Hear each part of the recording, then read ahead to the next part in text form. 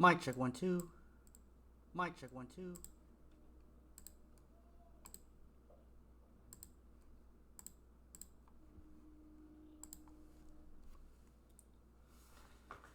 Hello everyone.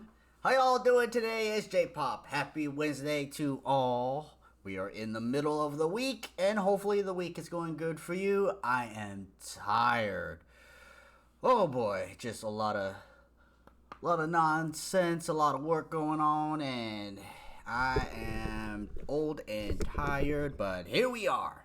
So, we are continuing Slay the Princess. Now, the last time that we ended the whatever female entity is that was there, they said they wait for us, and the game closed.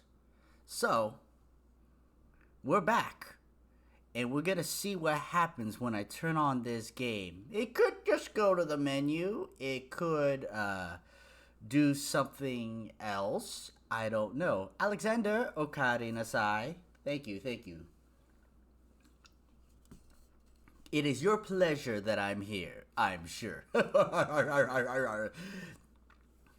So, I'm just going to put on a quick intermission, start up the game, and we'll get to it.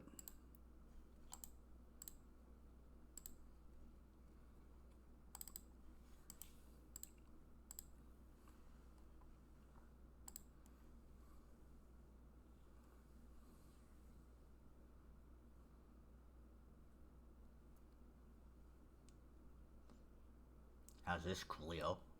How's this? You like that? This game does take a little while to load up. I see you have returned to me. Days mean nothing in the maw of forever. I never left your side.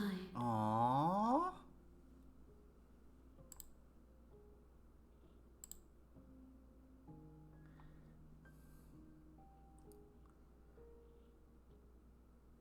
Okay.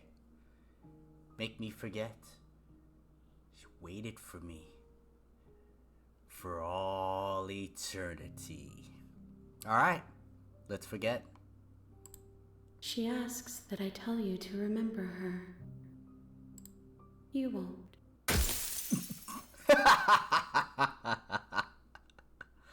Everything goes dark. And you die. Bring the wraith to her. Interesting. You're on a path in the woods. We're going to and use at the end of that path the skip feature. Is a... Alright.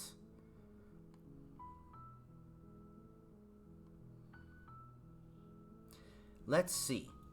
How do I want to do this one?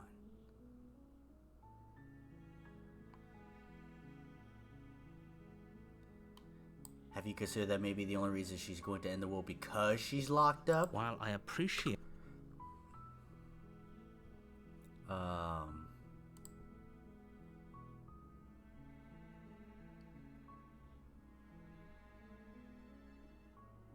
Forget this, I'm not doing this. Are you... Killing the princess seems kind of bad. Does it? Look, I'll go to the cabin. I'll talk to her. If she's as bad as you say she is, then maybe I'll slay her. But I'm not committing to anything until I've had a chance to meet her face to face. Then I guess we'll just have to see what happens. But... Alright, we'll proceed to the cabin. Alright. So. The blade is on the table. And today, we will enter the basement without it.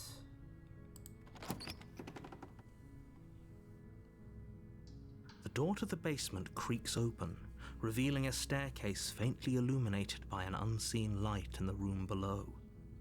This is an oppressive place. The air feels heavy and damp, a hint of rot filtering from the ancient wood. If the princess really lives here, slaying her is probably doing her a favor. Her voice softly carries up the stairs. Hello? Is someone there? Ooh. It's hypnotizing. It's the kind of voice you only have to hear once to remember it for the rest of your life. Don't let it fool you. It's all part of the manipulation. You're playing a dangerous game by coming here unarmed.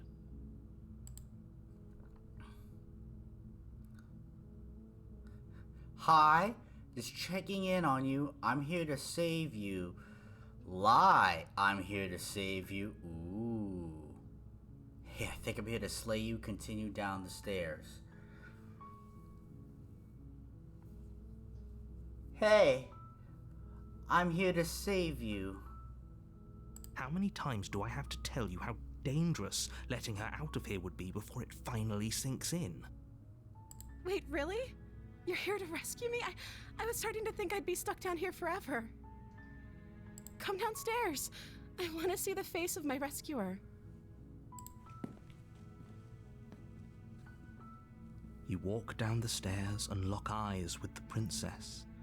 There's a heavy chain around her wrist, binding her to the far wall of the basement. She's beautiful.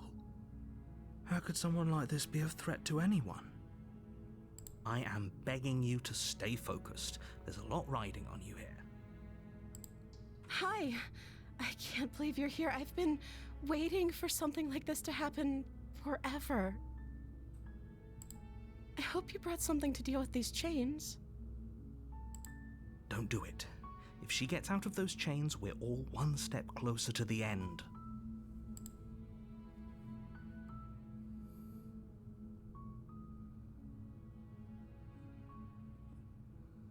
Hold on.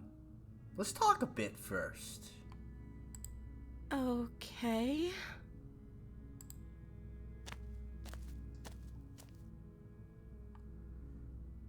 What's your name? Oh. She pauses, carefully formulating her words before she responds. You can address me as Your Royal Highness. Or you can just call me Princess if Your Royal Highness is too formal. Is Princess her name or her title? What if it's both? Could you imagine being named Princess Princess?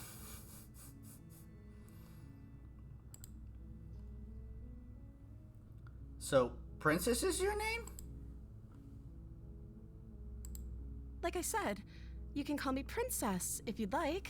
This is not a good start. She'll give us a fake name. When we ask for a number, it's gonna be a wrong phone number. I'm sorry, I've been down here so long I guess I've just forgotten. I must have a name though. Everyone has a name. Okay, that's weird. A bit. She hadn't even thought to pick a name for herself. Hopefully you're starting to see that she can't be trusted. Go back upstairs, get the blade, and slay her before it's too late. Okari Nasai Anonymous.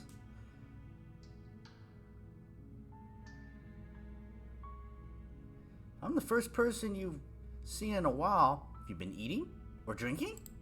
I don't see what that has to do with anything. This is the only time this is ever going to happen, but I agree with the princess. That's hardly relevant. Bullshit! Okay, but actually, what has she been eating? She has to eat, right? Right?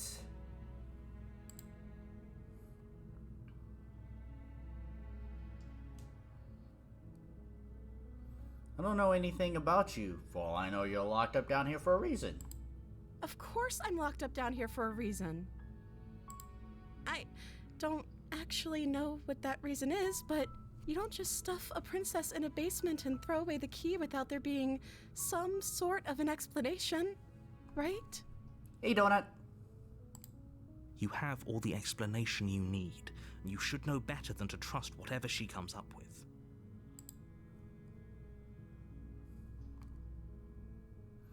I'm gonna keep you locked away down here at least for a little bit. We get to know each other a little better. Until better while I decide what to do. I have trouble reading. My God, I must be really tired. Sorry, but I just can't trust you. It doesn't add up and isn't worth the risk to take your word over the potential fate of the world. retrieve the blade. Go back upstairs to retrieve the blade without saying another word. Can't believe they're keeping you down here like this. I'm getting you out of here. Okay, I'm gonna get you out of here. Don't make me regret this. Wow. What are you gonna do if I let you out of here? The princess hesitates before responding. She doesn't know. She's been down here too long to have any idea of what she'd do in another life. She knows what she'd do. She's just searching for whatever answer she thinks you want to hear. Are you looking for the truth, or are you looking for the right answer? Because with the dynamic we have going on here, I don't think the specifics of what I do really matter. It's not like you'd believe me.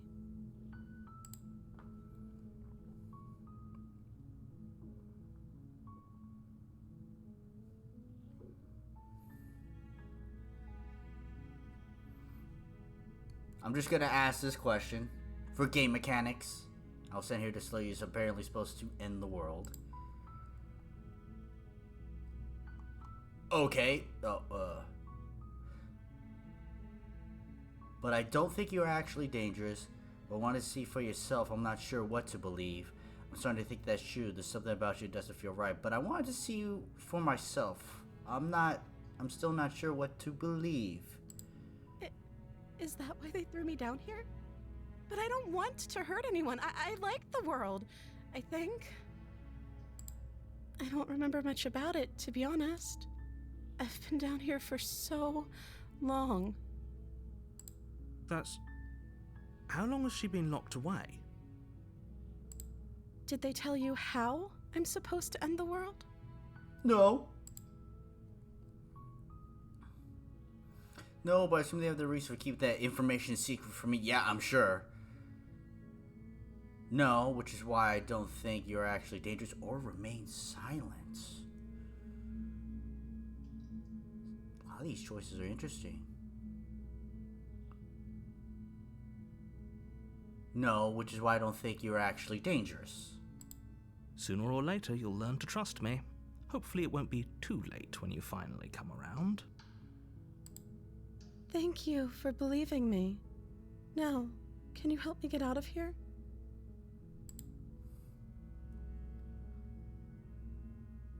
I still have a few more questions before we leave. There's going to be plenty of time to chat after I'm free, but okay. What do you want to know? I won't kill you, but I can't just set you free. It's too risky. What if I stayed a while, just kept you company? Then maybe everybody could be happy. I'm going to keep you locked away down here for at least a little bit. We get to know each other better. I'm sorry. Retrieve the blade. Go back upstairs. Can't believe they're keeping you down like this. I'm getting you out of here.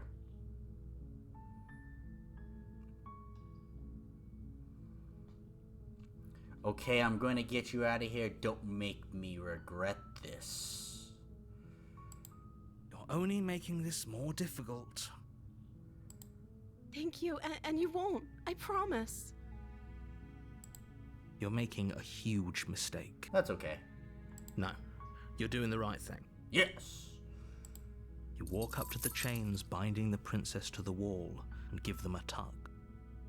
They're large and heavy, far too solid for you to even imagine trying to break them apart. I'm guessing you don't have the key? Maybe it's somewhere upstairs. Doubtful. Whoever locked the princess away down here intended for her to never see the light of day. They wouldn't have just left the key to her chains somewhere in the cabin.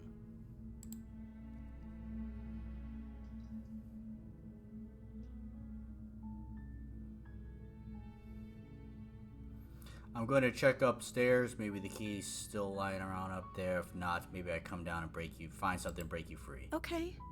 I'll be here. Good luck. You attempt to make your way out of the basement, but the door at the top of the stairs slams shut. You hear the click of a lock sliding into place. Is someone else here? Try the door. You try the door, but it's locked from the outside. Hey! Let me out of here! Your shouts and pleas are met with silence. You're here to slay the princess, and you won't leave until the task is done. We don't like you, narrator. Chat, we don't like narrator, right? Return to the bottom of the stairs.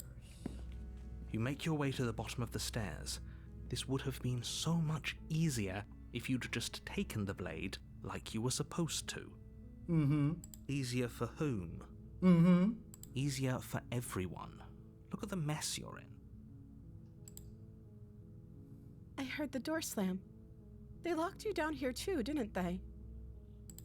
There's a slight panic rising in the princess's voice. If I could just get out of these chains, I know we could force our way out of here together. She barely hesitates before raising her arm to her mouth, her teeth tearing through her limb with the determination of a trapped wolf. Excuse me a second, chat.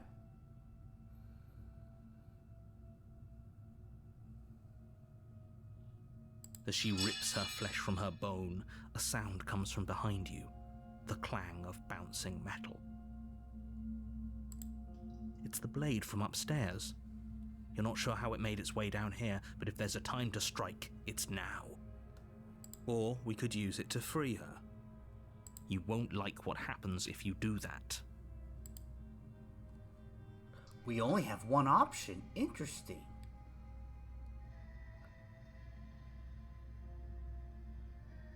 Save the princess. Fine. Against your better judgment, you place the blade against the ragged, self-inflicted wound on the princess's arm, just above the unyielding chain binding her to this place. You cut into her flesh. The blade is sharp, and it takes little effort to crack through the bone of her arm. Her limb falls to the ground, and the heavy chains follow suit. She didn't so much as utter a sound through the whole ordeal. No, she didn't.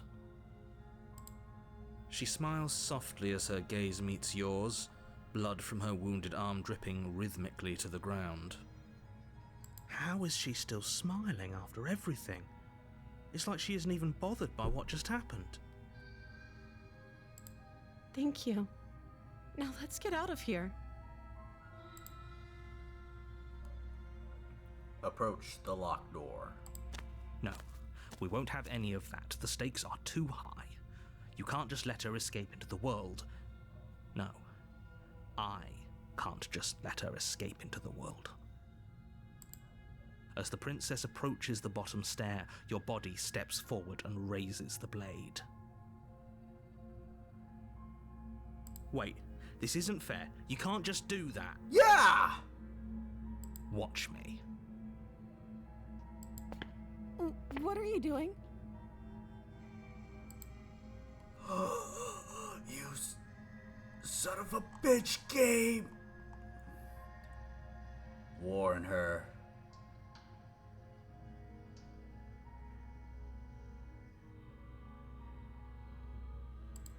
Stop that.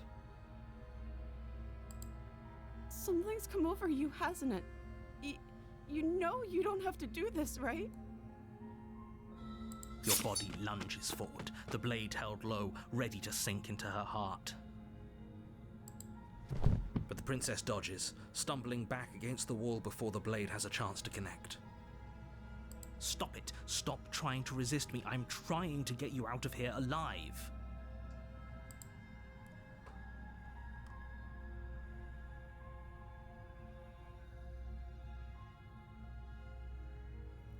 I'm not trying to right now, Moxie. The narrator is.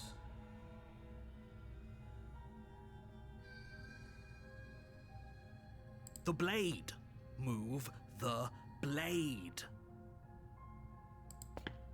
As your body remains frozen in stubborn resistance, the princess takes a cautious step forward. We both know this isn't you. She nervously reaches towards you and takes the blade from your infuriatingly rigid hands. What are you doing? I'm sorry. I'll try to be quick. She plunges it into your chest, tearing through flesh and sinew. It is agony. But you aren't dead yet. Oh no, I'm so sorry. Stay strong. We can tough it out until it's done. For her sake. For her sake? Don't you start pretending that dying a painful death is some sort of heroic gesture. The two of you have literally doomed everyone. Whatever. She sinks the blade into your chest again and again and again, and you feel every inch of burning pain that slices its way into your body. I'm sorry. She doesn't know how to use a knife, does she?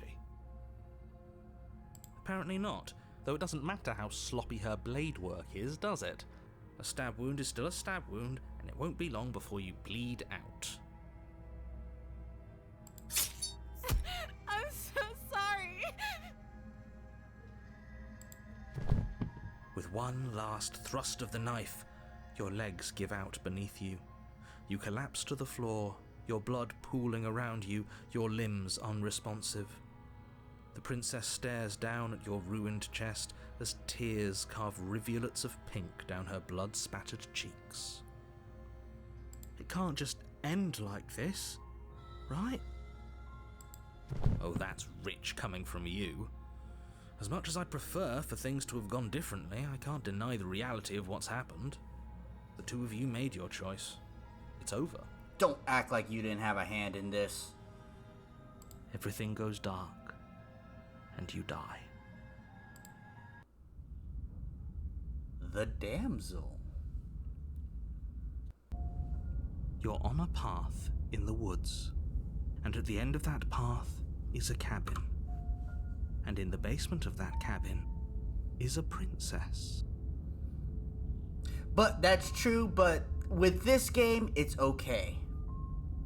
It knows what it's doing. You're here to slay her. If you don't, it will be the end of the world.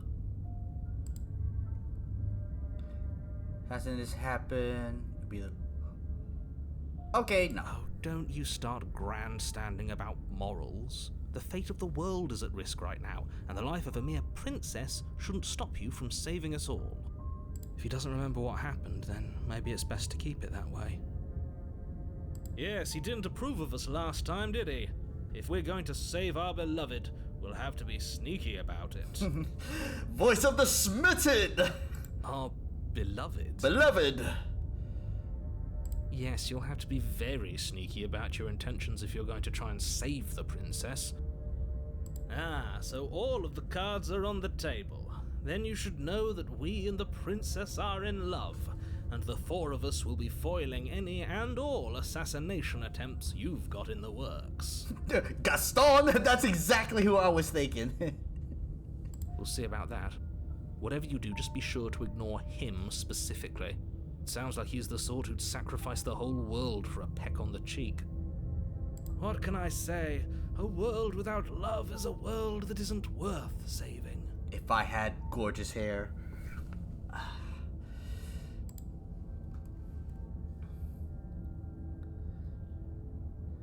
Okay, suppose tell the truth.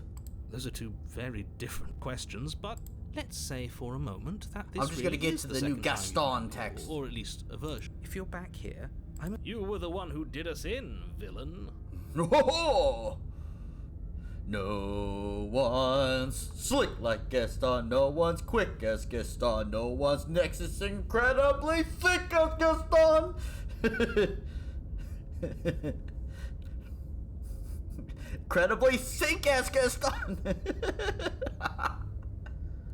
Well, not you in the literal sense, but you did everything you could to stop us from rescuing her.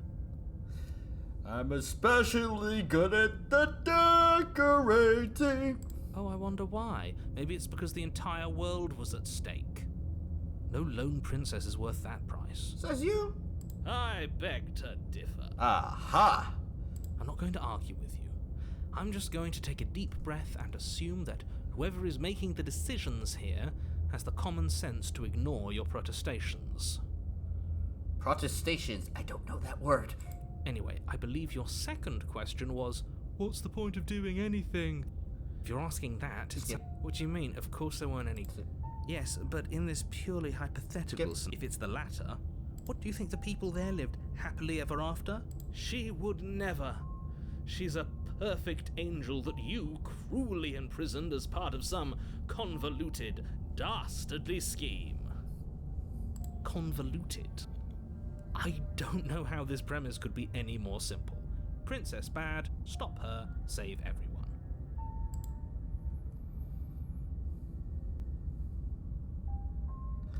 Let's talk about this. I'm going with them. I'm gonna find a way to save her from that cabin. That's right, you can't stop all of us. We're going to sweep her off her feet if it's the last thing anyone does. Are these really the sorts of people you'd like to align yourself with? You're not at the cabin yet. You still have plenty of time to reflect on the situation. I just hope for all our sakes that you make the right call. Oh, she's tied to a railroad in the cabin. I'm just gonna do let's talk about this princess. Just be quick about it.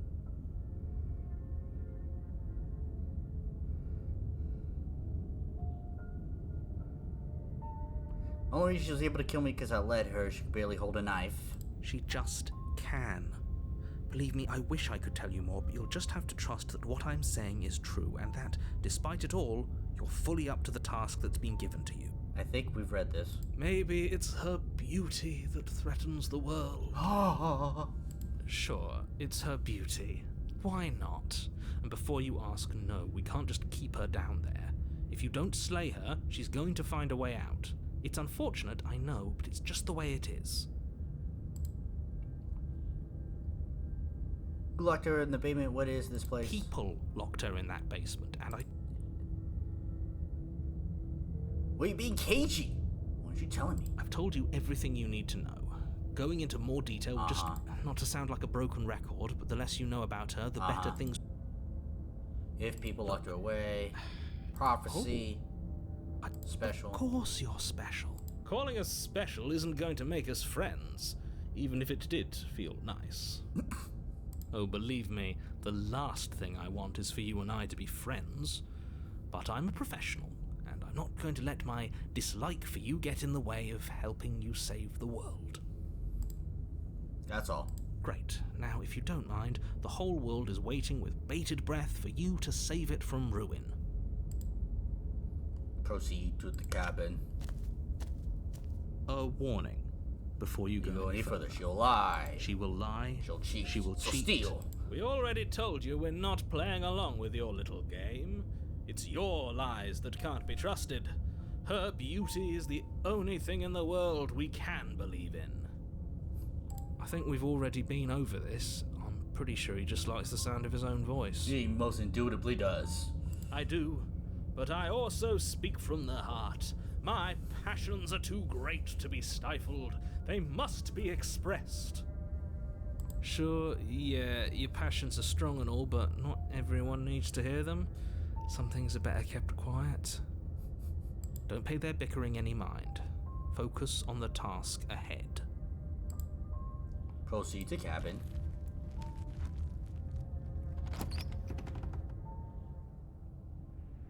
The interior of the cabin is clean and elegant, its stone walls draped in fine threaded tapestries, a prison befitting a royal prisoner. The only furniture of note is an ornate wooden table with a pristine blade perched on its edge. The blade is your implement. You'll need it if you want to do this right. Mirror. That's because there isn't a mirror. There's definitely a mirror. There isn't. I'm sure the princess would tell us there was a mirror if she were up here. In which case she'd be lying to you because, again, there isn't a mirror. Why would you lie about that? What's the point? We've said this already, but because we have the smitten... I want to look at myself. I want to see how handsome I am! That's a great idea. We have to make sure we're looking our best before we save her.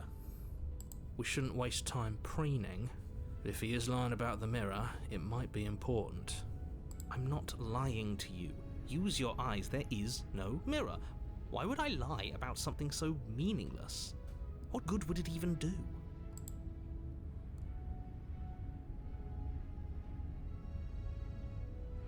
It's a whole different cabin from the last time. Very different. Is it? I can't say I was paying much attention to the scenery last time around. Maybe that's because you haven't actually been here. I hope this means you'll finally drop that ridiculous past life nonsense. You Read haven't, this. so focus up. Push the mirror. You walk up to the wall next to the basement door. It's a wall. This really isn't funny. Wipe the mirror. You reach forward and rub your hand against the cabin wall. I hope you know how ridiculous you look right now. But it was there a second ago. And now it's gone. Pity. We could have a feather out of place and now we'll never know. We can't gallantly sweep her off her feet if we have a feather out of place. Surely we can't. We will enter the basement.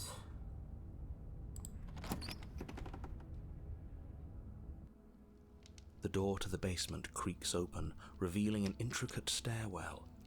Gold-trimmed carpet glimmers in the light of the torches positioned along the walls. The basement almost seems welcoming in the dim firelight. But it's still a stone basement. If the princess lives here, slaying her is probably doing her a favor. A soft voice carries up the stairs. Hello? Is someone there? Her voice, it's somehow even more beautiful than last time. I can hear wedding bells already. I've held my tongue till now, but you're taking this a little too far. We barely even know the princess. We can still do right by her without all this over-the-top fawning. Yes, for everyone's sake, you're not in love. Just remember that her charms are all part of the manipulation. You walk down the stairs and lock eyes with the princess. There's a heavy chain around her wrist, binding her to the far wall. My love, we're here to rescue you from your unjust and foul imprisonment. You know she can't hear you, right? She may not be able to hear my words, but surely she can hear my spirit. Oh, your spirit's plenty loud, all right. It's you, my dashing hero. I was so worried you wouldn't come back. Did you hear that? She said we're dashing. And she called us a hero. Flattery really goes a long way with the two of you, doesn't it? Sure does! Waiting for you to come back. I didn't want to believe your ravings back in the woods, but this is next to incontrovertible evidence. You've been here before. That's right, villain, and you killed us. Well, she killed us. Only because he made us try and kill her. It was self-defense. Our beloved's hands remain unstained by cruelty.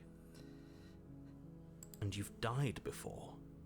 So an entire world has been damned to oblivion. I'd really hoped I'd be the first, but what's done is done.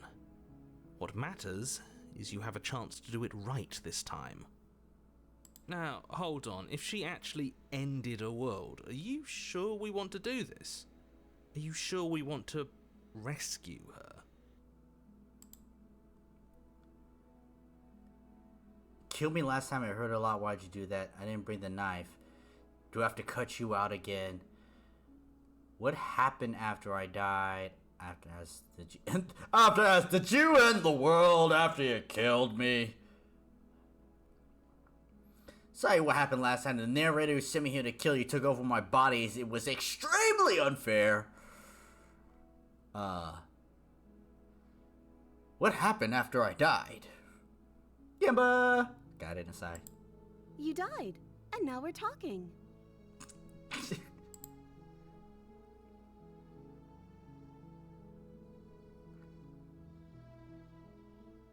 but before we started talking, did the world end?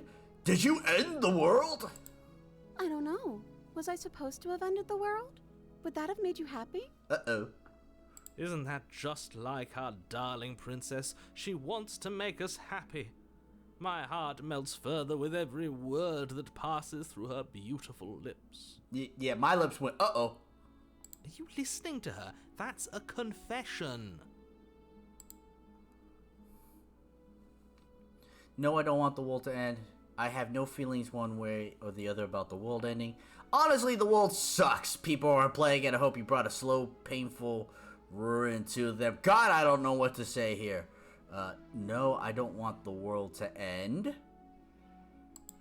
Then I didn't end the world. See? She didn't confess anything. She is innocence itself. I'm not so sure. You killed me last time and it hurt a lot. I'm sorry. Didn't you want me to? Did we? We warned her of the cruel forces seizing our body. That's practically telling her to kill us. She is our beloved, and she made the choice to free us of our misery, to show us mercy and make the best decision for everyone. She made the best decision for her. Don't be so quick to assign kindness. You're just opening yourself up to manipulation.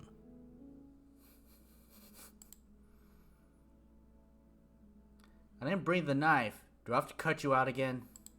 I'm okay with whatever you come up with. You can cut my arm off again. We won't be laying a finger on her perfect wrists, and indeed, we won't even have to.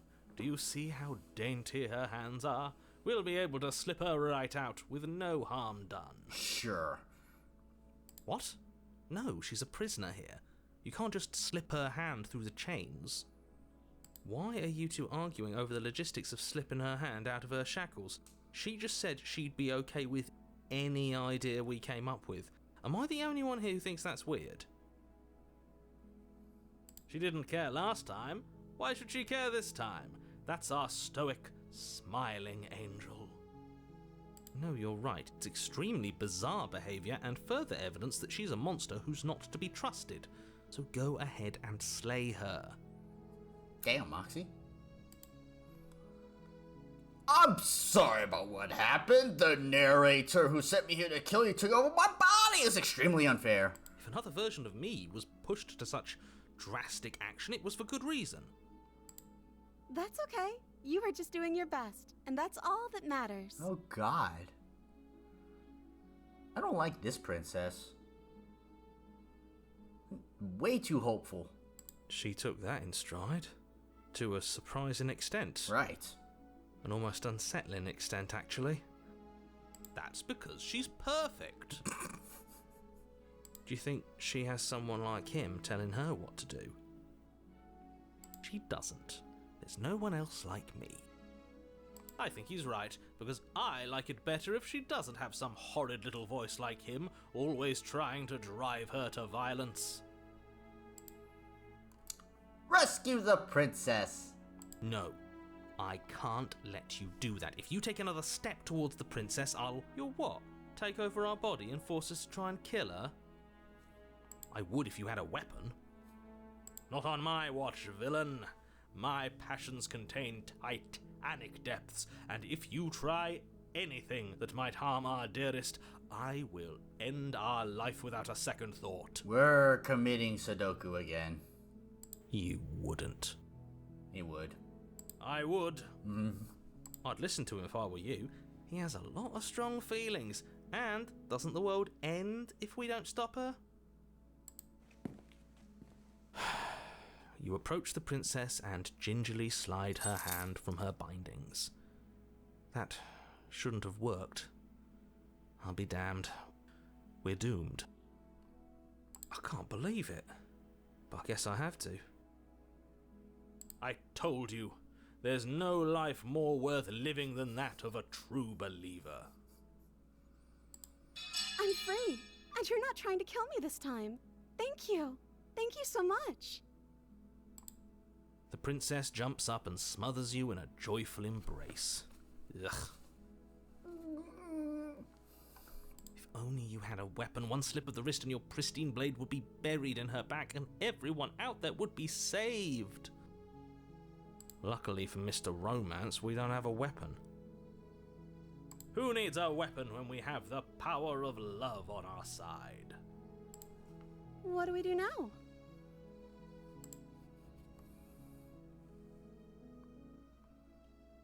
What do you want to? What do you want to eat? Let me guess. End the world? Spoken with the rank cynicism of someone who has never felt love in his heart. I don't actually know. Nobody's ever asked me what I wanted before. I mean, you sort of did last time, but this is different. She doesn't even know what she wants. You may have had her all wrong. What if this whole thing is just a misunderstanding? What if she doesn't want to end the world? You're so gullible. Is the only thing you've ever doubted the actual truth? I think I want to leave, and I think... The princess closes her eyes in deep reflection. And then she shrugs. I don't know. What do you want to do?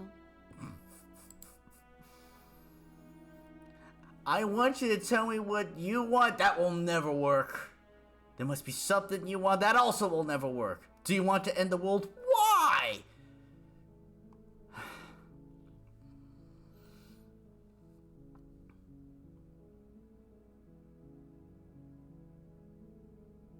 There must be something you want. I just want to make you happy. She can't just want to make us happy. It makes sense to me. That's all I want for her, so of course she'd want the same for us. Of course.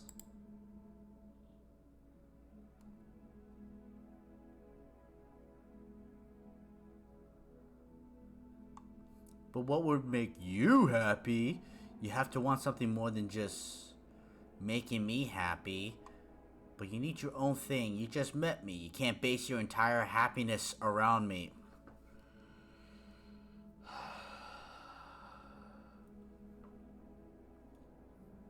I want you to make me unhappy.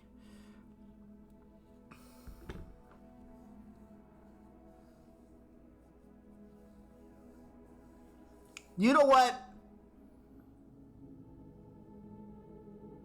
If that's what you want, if you want to leave,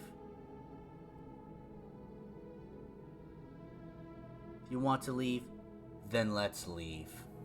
That sounds perfect. Mm-hmm. The princess takes your hand, the last hopes of the entire world slipping through your fingers as they intertwine with hers. We have each other. We don't need the world for our happy ending. Oh, the narrator might give you that. I like to think that you do, actually. Look, I have my doubts, but the choice has been made and this is happening. You don't have to mope about it. I will mope about it, because moping is the only recourse you love-blind fools have left me with. You and the princess walk up the stairs hand in hand. Ugh, look at the way she's smiling at you. She doesn't have to be so happy about this. And what happens after we walk up the stairs? Let's see. Oh, isn't that interesting? The door slams in your face and the lock clicks. That's a familiar move. Did I do that last time? Then you should know that you won't be able to leave. Oh no! Did someone lock us in here? That's not fair. We're supposed to leave now. That's not fair. She's right. It isn't fair. But the unfairnesses of the world are no match for the strength of true love. Enough with this true love nonsense. You just met her. Of course you wouldn't understand. Our passions run deeper than anything you have ever known. Beauty is only skin deep, and that's as deep as we need to go. Are you listening to this? You don't have to go along with the every whim of that delusional voice. I'm just along for the ride at this point. Hero's like, whatever. I'm out with popcorn.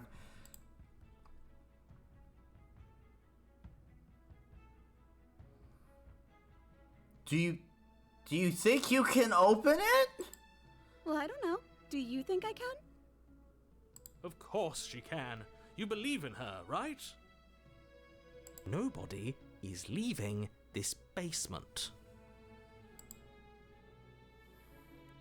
Yeah, I think you got this. I think we could open it if we try together. We're riding this. We're gonna try to do it together. Okay. Yeah, let's do it. Like a pair of teenagers in love, you and the princess place your hands on the door together. Blech. And the lock clicks and the door creaks open. Are you kidding me? I told you our love was insurmountable. You and the princess make your way upstairs, and the blade, that's right, there's still a chance for you to do the right thing. Take the blade from the table and slay her before it's too late.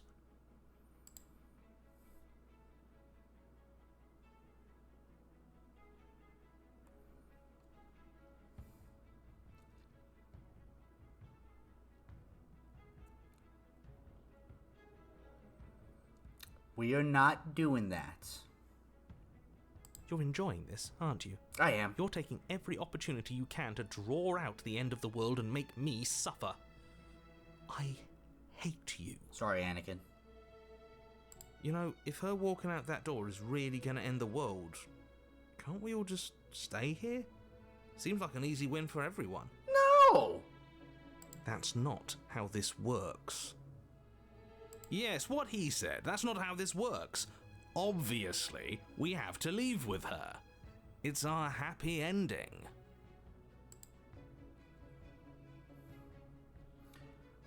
All we need to be happy is each other. What if we just stayed here and built a life together?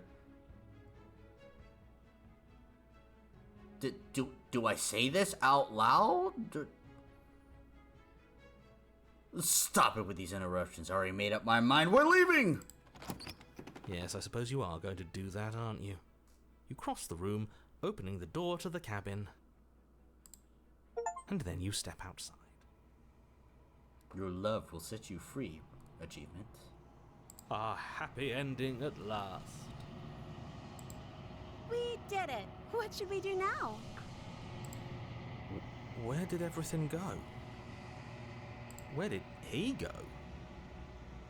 Oh, is he gone? I hadn't noticed. I was too busy staring deep into our beloved's eyes.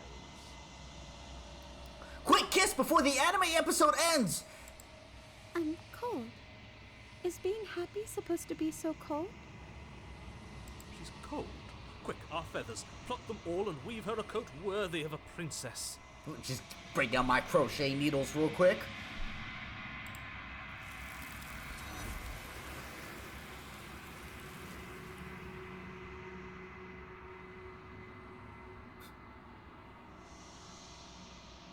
But you don't get the chance to make that jacket, nor kiss her. Nor will you ever.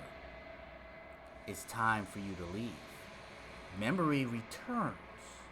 She's gone. Where did she go? Should we try and find her? And is that a mirror? Why is it here? Why now?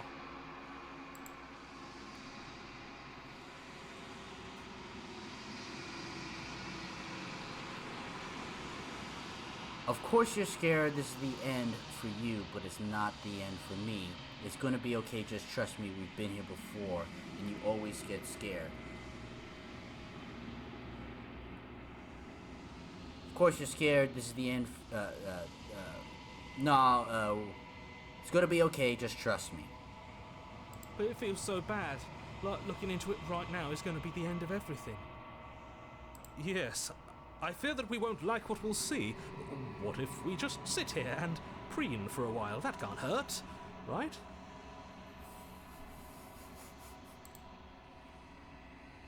It's not the end. Whatever is on the other side is going to be nice. This is the end for you, but not for me. I'll see you on the other side. It's gonna be okay. Okay. If you say so, we'll trust you. She'll be there waiting for us. I just know it.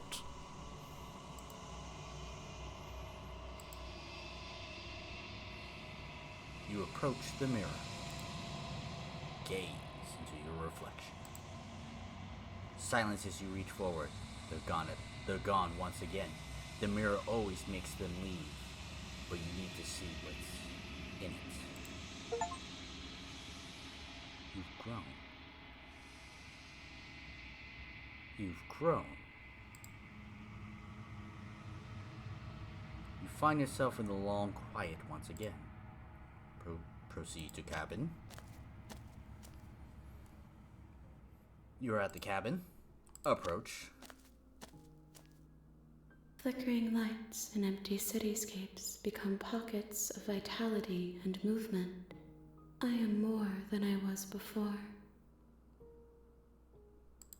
Whenever you are ready, I will wipe your slate clean once again.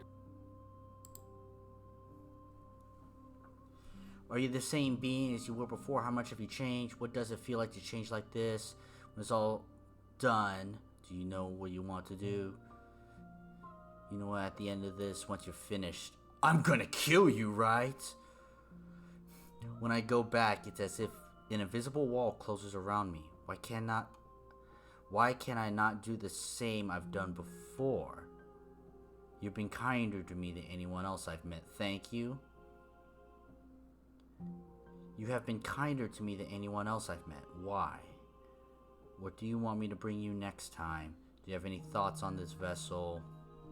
I don't want to hurt you, but the more times I go back, I fear things.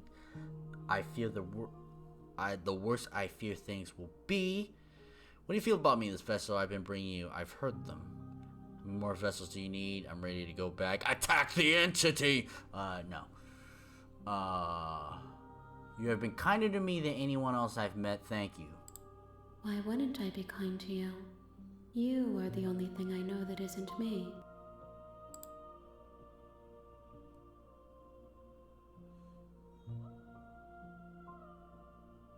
What does it feel like to change like this? Eyes close in reflection. Perspectives meld together, and the breadth of my experience stretches to new corners. There are contradictions, conflicts in my nature, and there are familiarities that bind everything together. It feels correct. This is what I need to be. This is the only path forward.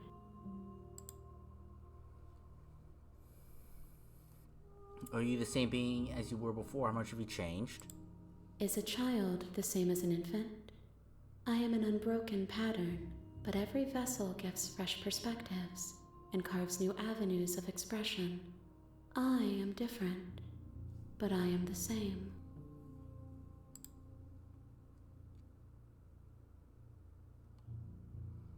Everything you say feels like a riddle. I'm sorry. Words are difficult for me. They never fully weave what I wish to say. If you do not like my answers, then you need not ask me questions. Fair. The vessels you choose to bring me carry far more meaning than anything words could say in the spaces between. When all this is done, you want to go grab a drink? With every gift you bring me, I excavate the alleys of what I am meant to be, and every exploration yields new and complicated truths. What I will be is different than what I am, and what I am is different from what I was. I cannot tell you what desires I will hold when I have changed. But in this moment, all I want is to know myself.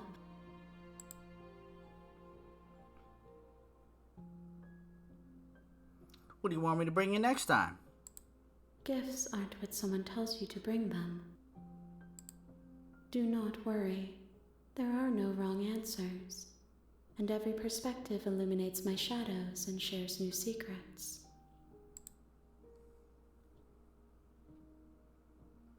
Do you have any thoughts on this vessel? This one is soft and delicate. You molded her to love you, and she'll make for a gentle heart. Do not mourn her. She has served her purpose. So you don't have any preferences on how you'd like to change? My preference is for you to show me what you would like me to see. I cannot know the ways I wish to grow, for I have yet to feel them. It is you who guides me down the thin trail of perspective and memory.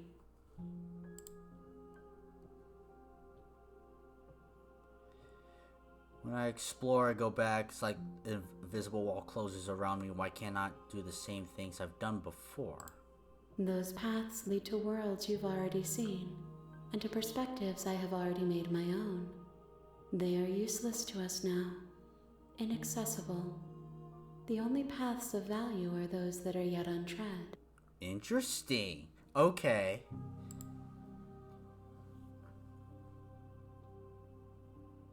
I don't want to hurt you. The more times I go back, I fear the worse I fear things will be. There is a hurt that dwells in them, but they are not me.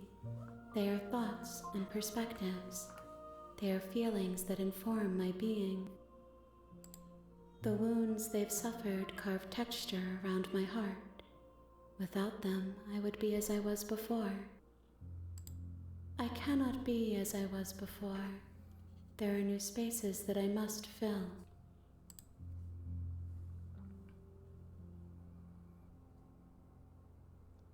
How many more vessels do I need to bring you? If I am to be an ocean, you have given me enough to build a pond. My waters are shallow and murky, and I yearn for more perspective. The task of finding my vessels is your burden to carry. You know, at the end of this, once you finish, I'm gonna kill you, right? There is still much to be seen. Neither of us know the depths of our being. Perhaps at the end of this, I will be the one to kill you. Or perhaps we will leave this place together and find new horizons to discover.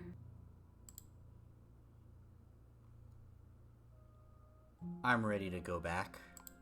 I await your return, but it will give me time to reflect on what I am. We will meet again. Everything goes dark, and you die. Alright. I want to do a very specific one. We're gonna speed run this. Silently continue to the cabin. You make... Proceed to cabin. Enter the basement. I'm here to save you. How many times... I'll see what I can do.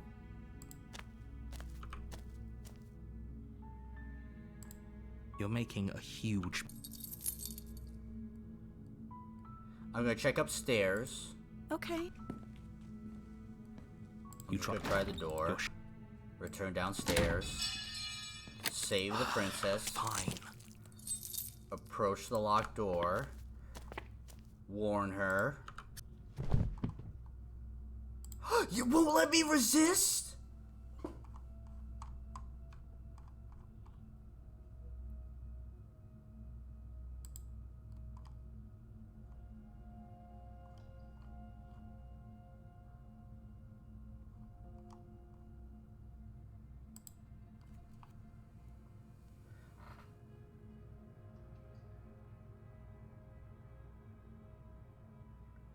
I know, Coolio, but I wanted to go back to the second day, lead her up the stairs, and at the very last moment betray her. That's the exact path I wanted to do. I get the mechanics. I get it. I didn't expect it to be here. I expected it to be in the second day.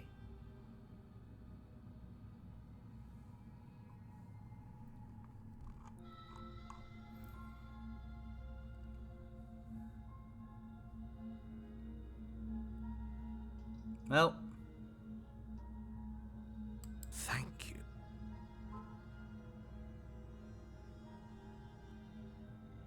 And I agree, bro. I just thought that maybe that, you know, that choice had a big difference in it. There's no getting through to you right now, is there? A betrayal of will is still a betrayal. You'll regret thinking of me as a helpless damsel. Uh-oh.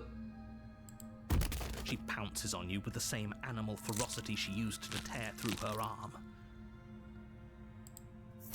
But you have a weapon. You raise the blade, digging it under her ribs, aiming directly for the heart. It's not enough to stop her. You feel her claws in your throat, then her teeth, somehow sharp enough to pull apart your flesh and sinew with ease. You collapse to the floor, your body unresponsive as your blood pools on the ground beneath you. She stares down at your ravaged form, eyes shining in the darkness, dress stained in red as her blood and yours both seep into the fabric. If we're lucky, the wound you managed to inflict will be enough to at least delay her escape from this place. If we're very lucky, it will kill her before she can reach the outside world. It can't just end like this, right? As much as I'd prefer for things to have gone differently, I can't deny the reality of what's happened. I'm sorry, but it's over. Everything goes dark, and you die. Is the princess a wolf monster, right? The witch? You're on a path in the woods, and at the end of that path is a cabin. And in the basement of that cabin is a princess. You're here to slay her. If you don't, it will be the end of the world. But I die, she's gonna kill me again,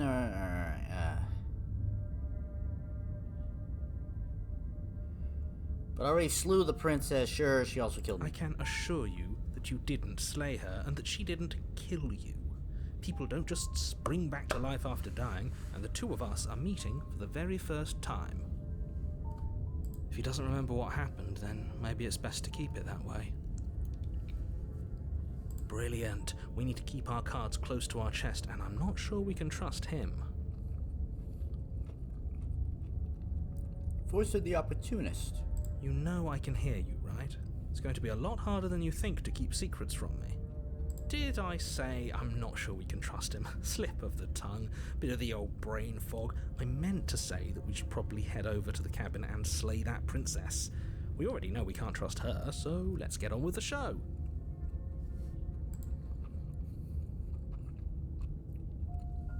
Chat. I do want to ask your opinion. How do you feel about listening to the voices afterwards? Do you feel like it has some meaning to you? Because it does to me.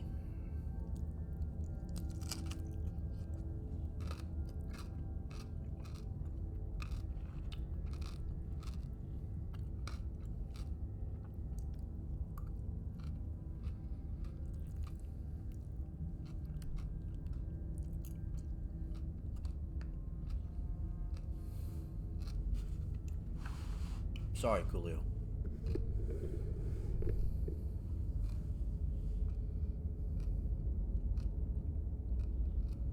Those are two very different questions, but fine, I'll indulge you if that's what it takes to get you moving. Let's say for a moment that this really is the second time you've met me, or at least a version of me. You died last time, which probably only happened because you didn't listen to me. We were just weighing our options in a morally ambiguous situation. You can't blame us for weighing our options. I can if you failed to slay the princess, which you apparently did. So great, congratulations. You've been given another chance to actually do this right. And I believe your other question was something along the lines of, I'm going to try to skip things that we've heard before. What do you mean? Of course there weren't any... Yes, but in this purely hypothetical... If it's the latter, what do you think? Do you think the people there lived That's a very good point. This princess character seems like a lot of trouble, and if you think about it, actually slaying her probably breaks us out of this cycle, right? We don't want to be stuck here forever, do we? You're laying it on a little thick, aren't you? Laying it on a little thick? What are you talking about? I'm sharing my honest opinions. What matters is that almost everyone seems to be on the same page. So whenever you're ready, you can stop dawdling, get to the cabin, and save the world. Just be quick about it. Like I said, if she killed you, She killed me by ripping me to pieces. Don't get me wrong, I hated it, but how could someone like that end the— Wait, hold on, time out! She killed me by ripping me to pieces with her dainty bare hands and or claws. Don't get me wrong, I hated it, but how can someone like that end the world? she just can. Believe me, I wish I could tell you more, but you'll just have to trust that what I'm saying is true, and that, despite it all, you're fully up to the task that's been given to you. People locked her in that. Look, oh, of course you're. Good point. That really explains almost everything. I'm not so sure about that. You know, you're right, but it explains almost everything. I've told you, if you want us to stand a chance against her, we need to be armed with information. What is she really capable of? How are we supposed to stop her? Huh, that feels new. Not to sound like a broken record, but the less you know about her, the better things will go for all of us. I know it sounds like I'm hiding something, but you're just going to have to take me at my word. I don't think either of you really need to press the man on this. He wants us to slay the princess, so why would he have anything to hide? He seems like a nice guy to me. I appreciate the vote of confidence, but you should really stop wasting time chatting amongst yourselves in the woods. So if we could move this along? Great. Now, if you don't mind, the whole world is... A warning. Before she will lie. Don't worry, I think we've taken that lesson to heart at this point. You can trust us to get the job done.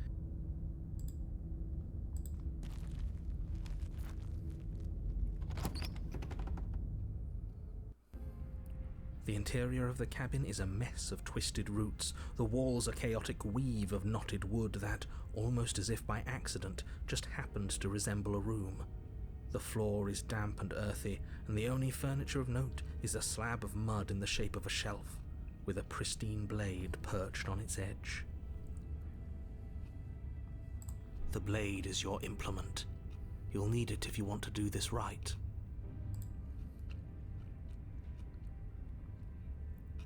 That's because there isn't. There's definitely a mirror, but he says there isn't one. That's got to count for something, right?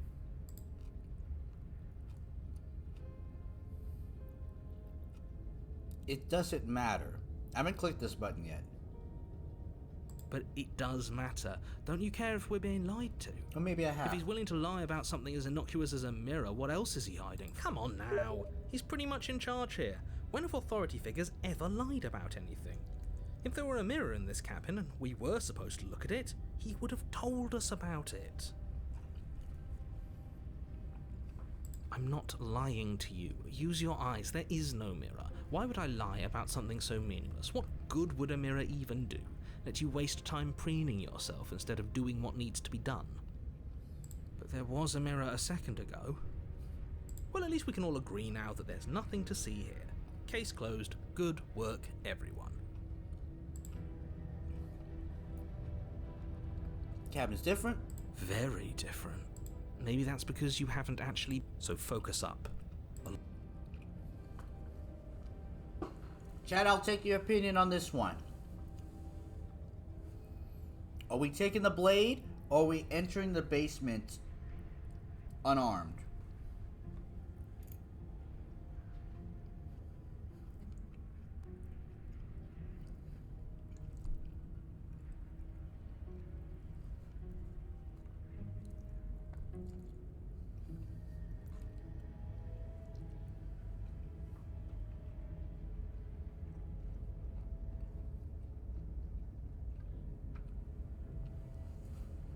You got it, Moxie. No blade. Leaving it behind didn't work out so well for us last time. It'll always be here if we need it. Sure, that was also true last time and we still died, but we definitely know what we're doing this time.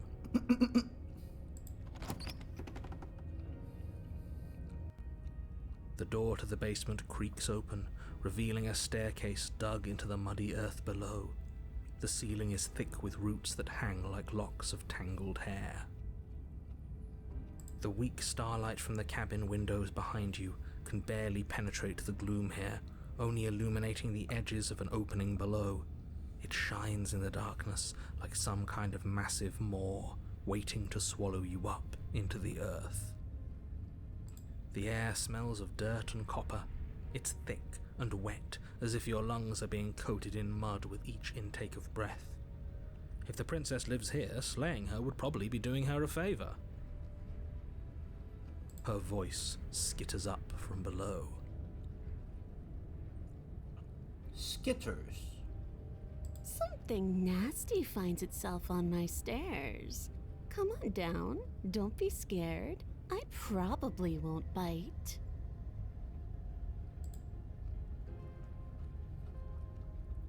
I'm not nasty. Hello?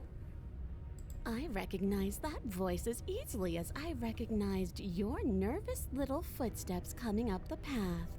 I know who you are, and I remember what you've done. See? She knows us. Is this enough for you to believe what we've been saying? Maybe, but you shouldn't let that cloud your judgment. She's just a princess. As long as you remember that and remain focused, slaying her will be easy. She seems friendly enough. Maybe we can talk our way out of this whole situation. You can't. Unless you slay her right away, she's going to break free and end the world. There's no reasoning with what she is. Look, I'm just throwing ideas out there. I like to think out loud. I'm the kind of guy who likes a discussion. Don't we want to hear what everyone has to say before making any big decisions? Do you want to hear what everyone has to say? Or do you just want to hear yourself talk? You need to stop lingering. Your task is to slay the princess, not endlessly debate about what to do with the princess. Fine, fine. You're the boss. No, you're not. I am. Thank you. You descend the basement steps, entering the dark room below. You can just make out the shape of the princess in the gloom.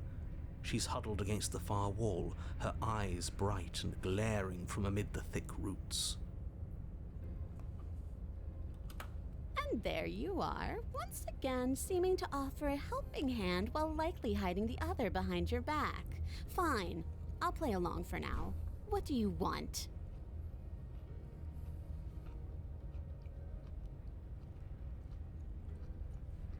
She's acting like she already knows you. I guess what you said back in the woods really was true. That's pretty sharp. How'd you figure that one out? Call it deductive reasoning. He was being sarcastic, narrator. Well, you seem to be great at it. So, you really don't remember us, do you?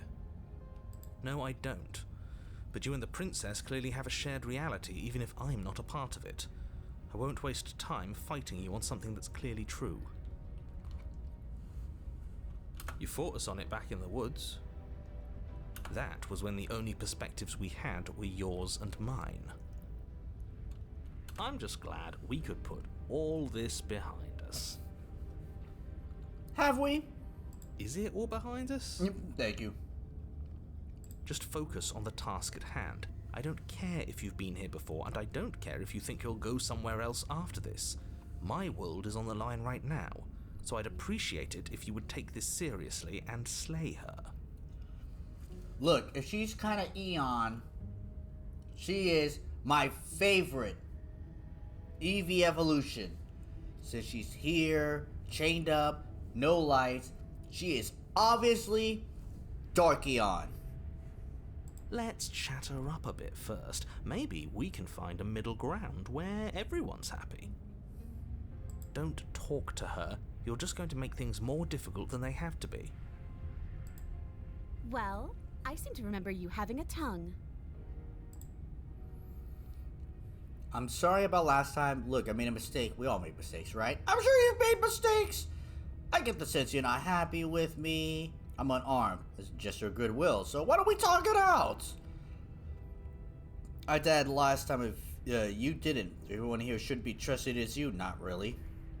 Look, I know. Things got messy last time, but I think there's something bigger than both of us at work. We should team up.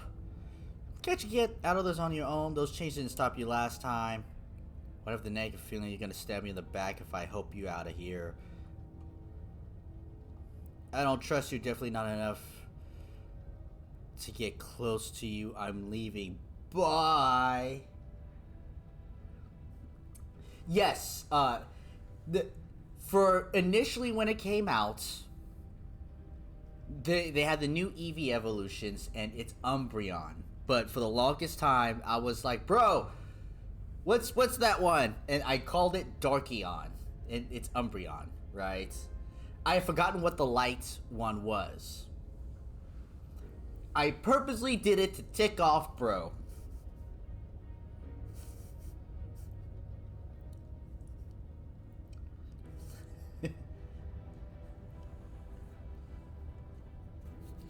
I did it on purpose, bro.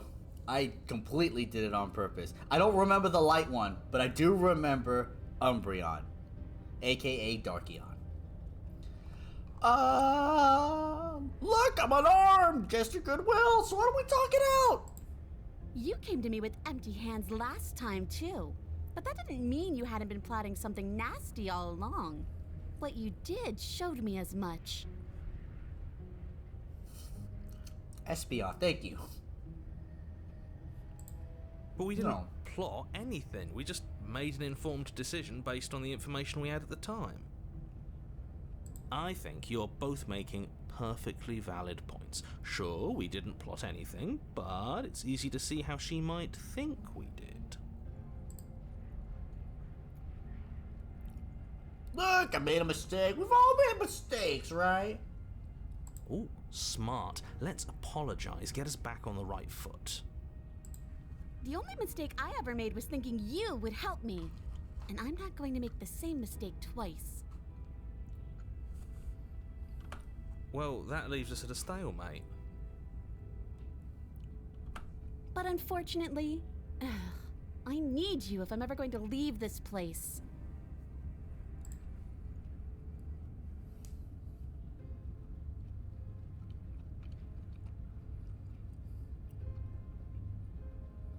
I get the sense you're not happy with me. Is that a joke? Do you think a joke will charm my trust back? You'll have to try harder than that. Uh-oh, it's Undyne.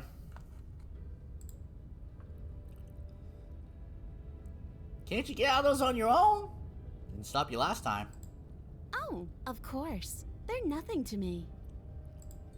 The princess grins as the chains fall from her wrist. Ooh. She could have gotten out of those the whole time. That sneaky little... A woman after my own heart, really. She knows how to hold her cards close to her chest. This is why she can't just be abandoned here. If left to her own devices, she'll find a way out. Now stop her.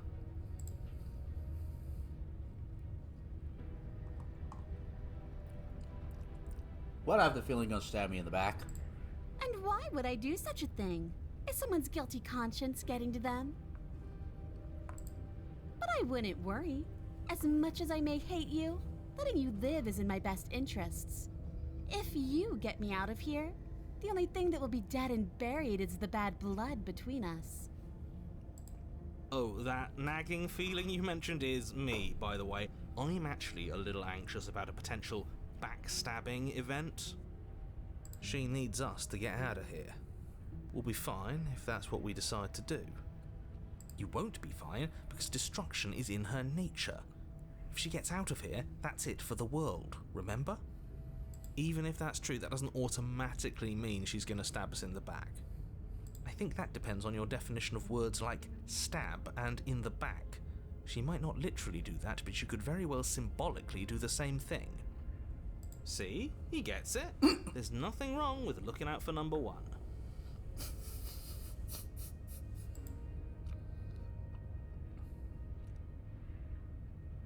I don't trust you, but you're already unchained.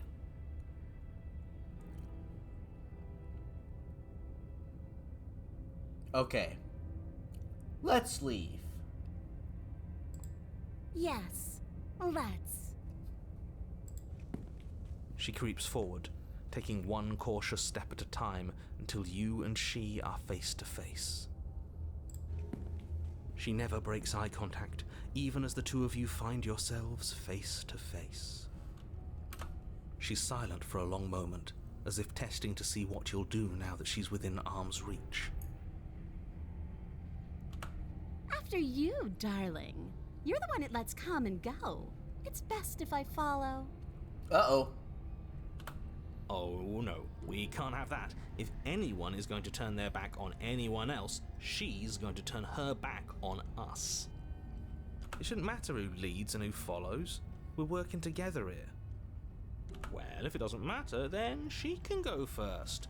We may be in this together, but that doesn't mean we have to trust her. Somebody has to go first, and it might as well be us. We're the ones who broke her trust last time.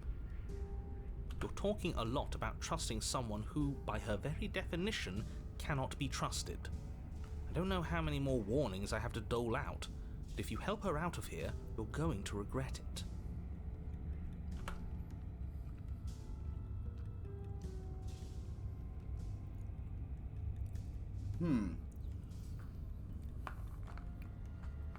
You know what scene this is making me think of right now?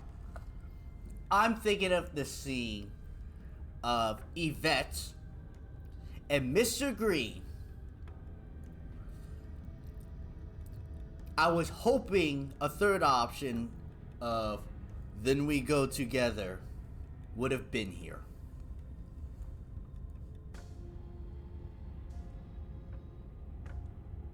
You first. And turn my back on you? Do you think me a fool? Your tricks are one of the only things I've known, and I've learned better by now. Just go first.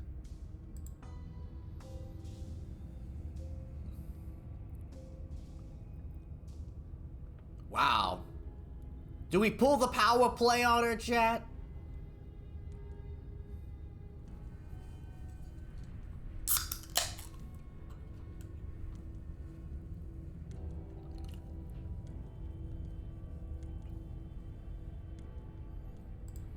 The princess leans close, her nose twitching as she sniffs your neck inquisitorially. What is she doing? I think she's trying to figure out if we're lying, so it's a good thing we didn't lie. Boobados! Your stink is the stink of a wretch, but not of a liar. If I have to go first, I'll go first. But I'll have you know my ears are sharp, and I've got eyes on the back of my head. They'll be watching. Eyes on the back of her head? Does she really? People do. Parents do. No, we're fine. No! The princess pointedly turns her back on you and starts up the stairs. Step onto the stairs. You follow close behind her, the two of you walking on tiptoes through the knotted roots of the basement stairs. We're almost there. You better not try anything. I know you're thinking it.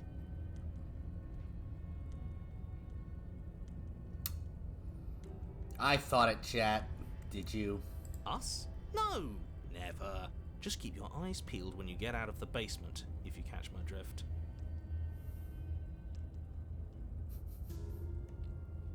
Just keep your eyes peeled when you get out of the basement if you catch my drift. How about I keep my eyes peeled as we leave the basement if you catch my drift? Ooh, woo. I don't follow. Oh, you'll know it when you see it. The princess reaches the top of the stairs and crosses over the threshold, turning back to smile at you. but something catches her eye. Oh no. Oh no. Oh no? It's the blade, isn't it? I was going to tell you to grab it once we got upstairs. That was the whole keep your eyes peeled thing, and then you would have stabbed her in the back and we would have been winners. I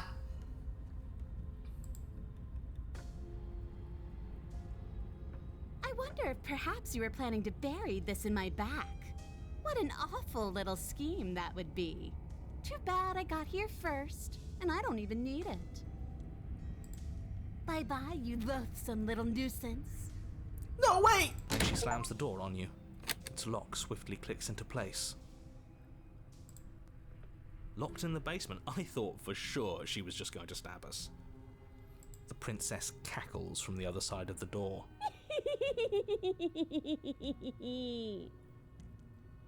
How does it feel to be locked away and forgotten by the world? Isn't it just awful?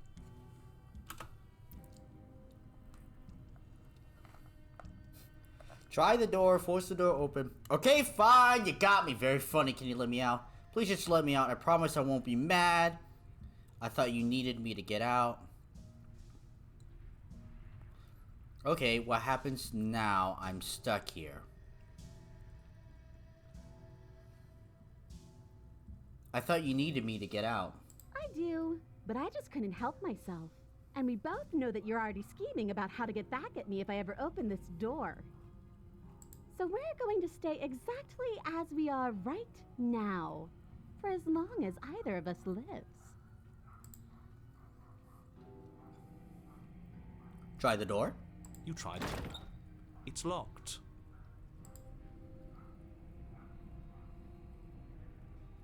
Force the door. You throw yourself against the door. It won't budge.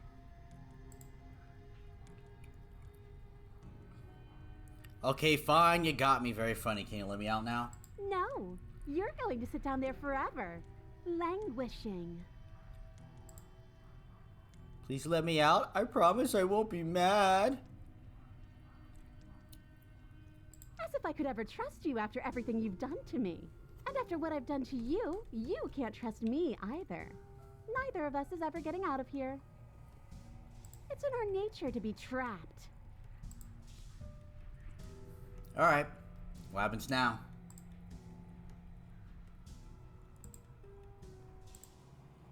Why isn't he saying anything? I think he's gone.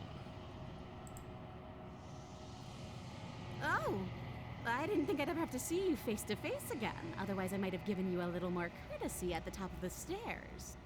No hard feelings, I'm sure. Why is everything going away? I feel cold.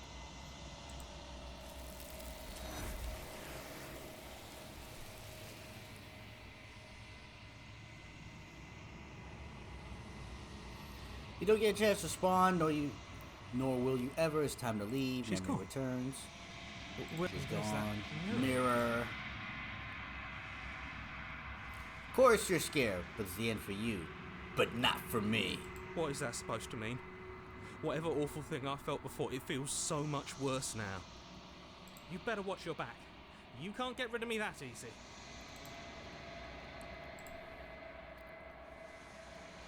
Approach the mirror. Gaze into your reflection. Silence, you reach forward, the gone once again. Mirror was making leap, but you need to see what's in it. You've withered.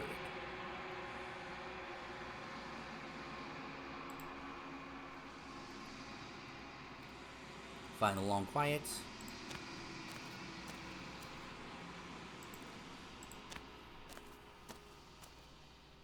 I am a growing chorus of contradiction, a mass of tides ebbing and flowing all at once in more directions than my attention can bear to hold.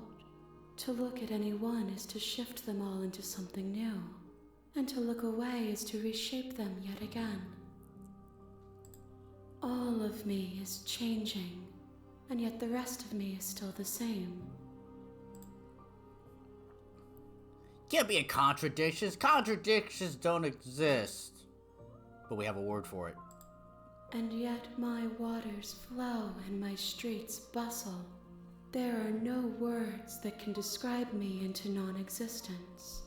There is no logic that can bind my multitudes. I am everything that you have known me to be, but I am also none of it. How can you stand to be a contradiction? As easily as you can stand to be you. You are like me, even if you have chosen not to look at the corners of you that do not fit. Even if you have chosen to ignore the brilliant contours of your soul. I'm not quite sure what you're meaning, lady. Doesn't matter how many times I go back, at least one of us always hurts the other. Doesn't that change you? Doesn't that make you worse? It changes me, but it doesn't make me worse, nor does it make me care for you any less. Does it make you worse? Do you resent me? If anything, it makes me like you more. I don't know what that says about me. Not really. I'll see some distant as I'm near you. I have no opinion one way or the other. I just want it all to stop. Yes, you're torturing me. I hate it. I hate you! I guess I like you more. And I'll explain that the reason why I like this entity more is because it's growing. It is accepting its experiences and evolving, which I think all things need to do in life, conceptually. That's what I like about it. It says that your heart is gentle, that even in the darkness you are guided by compassion. I am. What do you think of this vessel? This one is hope marred by bitterness and betrayal. She could see the end of the tunnel, and the door was closed on her. She will make for a righteous heart. This one is hope marred by bitterness and betrayal. I got it. She could see the end of the tunnel, and the door was closed on her. She will make for a righteous heart. Okay? Do not mourn her. She is finally on the other side.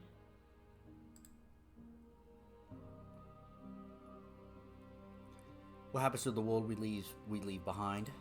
My perspectives are shadowed. You have seen what I have seen, just as I have seen what you have seen.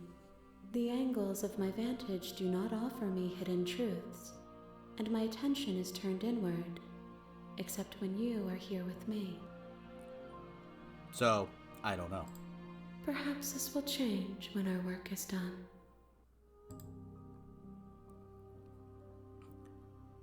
If you figured out what you want when you be finished. The desires of my multitude thrive in endless competition with themselves, but none of them rise above their dance to influence me.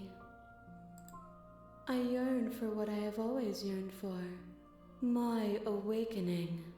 Other desires shrink in the light of self-knowledge. How many more do you need? We will know when we near our destination. Still not care what I bring you next? I care about your gifts, but I have no preferences. You have your responsibilities, and I have mine. She wouldn't know till she has it. So you don't have any preferences on how you like to change or grow? The tides do not dictate where they are pulled. A river does not dictate its outlets. My gift to you is to let you choose your path, and my task is to contemplate the gifts you bring me. I'm still planning on killing you. If that remains your choice when all is said and done, then you may try. I will regret destroying you if that is what we come to. I'm ready to go back.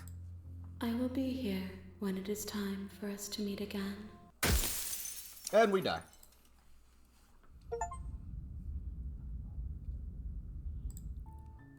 You're on a pun.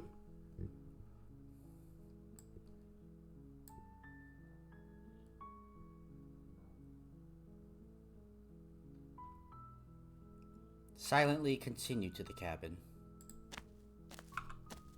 Proceed to the cabin.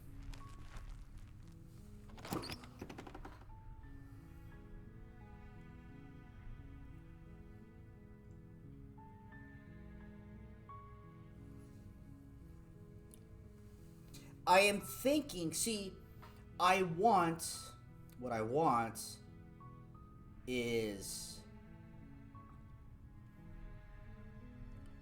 to go up is to betray her again, and then in the next day go down there, but go up the stairs first so she can't lock me in there. Will it let me? It may not.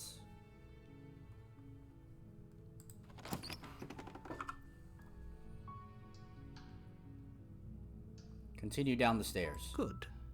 You're still listening to reason. It would be better if you had a weapon, but you may. You walk down the stairs and lock eyes with the princess. There's a heavy chain around her wrist. Hold on. I can't inspect the chains anymore. Let's talk a bit first. Okay.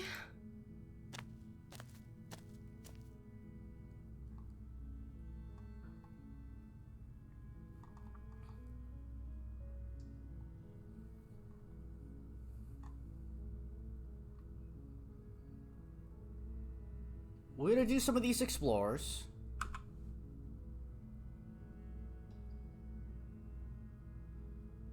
I'm sorry, I think it's true. Doesn't feel right. Would everything feel right about you if you were locked away in a hole by yourself for as long as you can remember? Just how long has she been down here? So, did they tell you why I'm supposed to be so dangerous? Deflect. What are you going to do if I let you out of here? I hate people who deflect. It's okay sometimes, but I mean, this is like...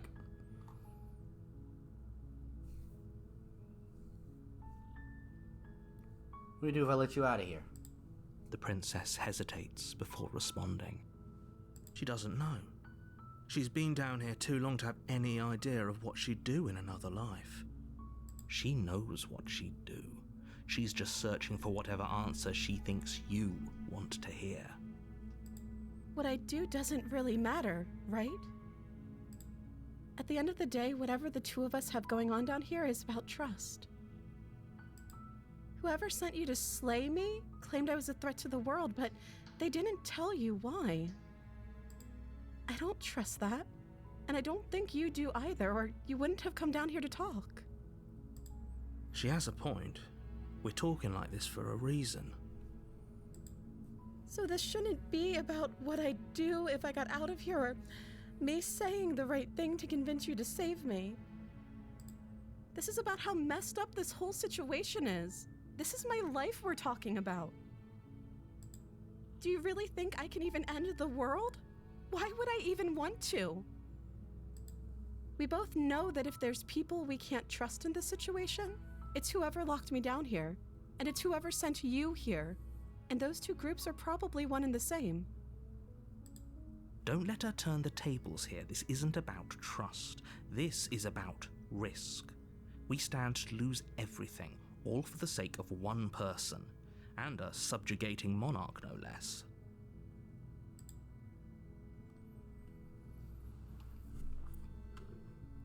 That was an interesting conversation. I picked it because it wasn't an option that was there before for game mechanics. But like, lots of times when you try to have a conversation with someone and someone asks you a question and you deflect, like, I think it's rude. Of course, there are appropriate times, but lots of times people don't want to deflect to keep up this facade about something that they can't handle. What's your name? So, Princess is your name? And we've heard this before.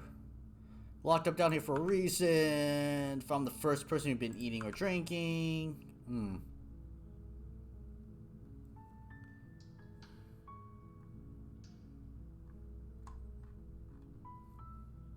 I won't kill you, but I can't just set you free. It's too risky. What if I stay for a while? Just kept you company. What if I kept you company? That seems like a pretty good compromise. I don't think I could bear being down here that much longer.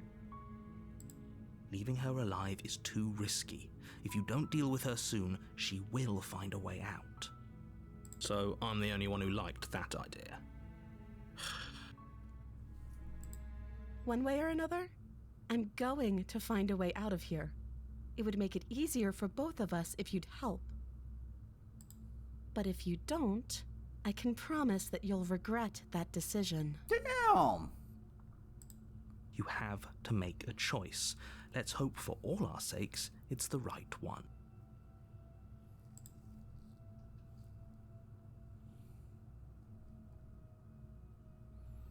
I can still examine the chains from here.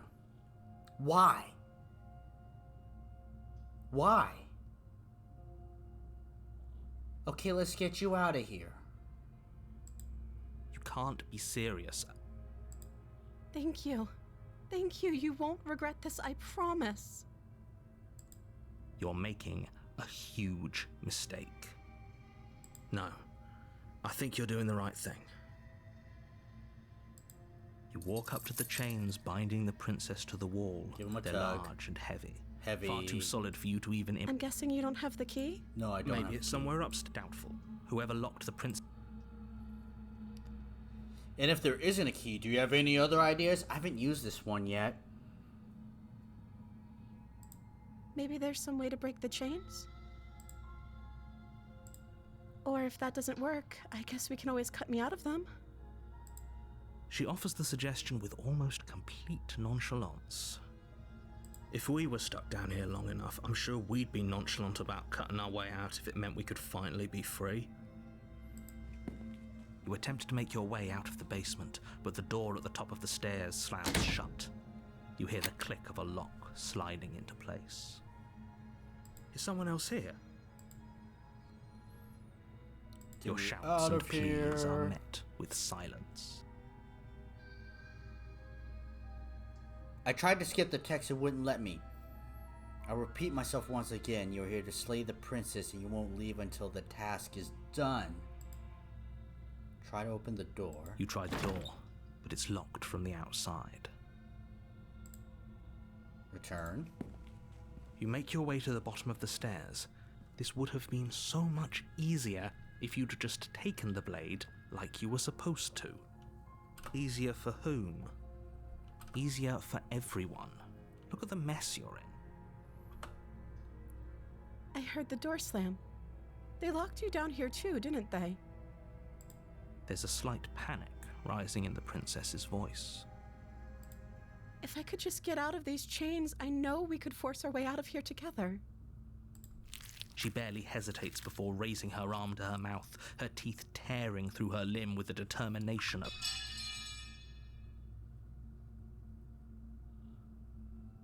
So instead of betrayal, we can just straight slay the princess. Well, not like we have a choice. Without hesitation, you bring the blade down and plunge it into the princess's back. Finally, That's her back? the wound drives her to the ground. Okay, there's no going back now. I'm with you to the end. You bastard. Were you lying to me this whole time? The princess pushes away from you, the motion ripping the blade from her back. Wounded, but still alive, she crouches on all fours in the corner of the room and meets your eyes with the ferocity of a cornered predator. You've made a terrible enemy, and there's nothing in the world that can possibly save you from me. Not even death can save you from me. I thought we had the upper hand, but it's as if she's barely even threatened by us. It's an act. She's wounded and unarmed. There's nothing she can do to hurt you. I'm not so sure. Don't waver now. As you ready your blade to deliver a lethal blow, she lunges at your legs with the same animal ferocity she used to tear at her arm. Your blade cuts into her again and again as you're tackled to the ground, your body racked with pain as she rips into you with tooth and claw. Forget about trying to rescue her. This is about survival now. Give her everything you've got. Kill the wabbit! Though your nerves are seizing with pain, you know you've done your fair share of damage as well, your blade having left deep gashes in the princess's back. You seize a moment of hesitation to throw her off of you and shakily push yourself back to your knees. We can still turn this around. Give up. Run for the stairs and lock her in the basement. Maybe she'll bleed out?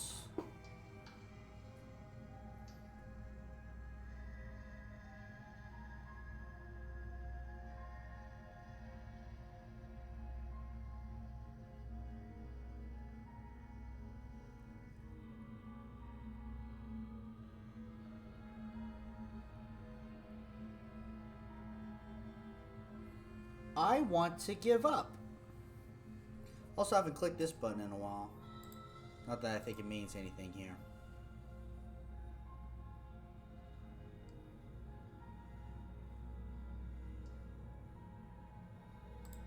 Are you serious? As what's left of your blood pools around you on the cobblestone floor, the blade falls from your trembling hands and clatters uselessly against the ground. I suppose you simply lacked the will to finish the job. The princess, wounded but still alive, nervously jumps at the blade and kicks it far away from you before retreating into a dark corner of the room. Her shining eyes watch you from the darkness, unblinking and curious as you bleed out. We can only hope the wounds you managed to inflict will be enough to at least delay her escape from this place. If we're very lucky, they'll kill her before she can reach the outside world. After all this time alone, I thought I'd finally found a friend, but you were just another monster, weren't you? This is the end, isn't it? Before you can answer, everything goes dark, and you die. What would she be? She was a goddess. She was a witch. A wraith. You didn't backstab her completely.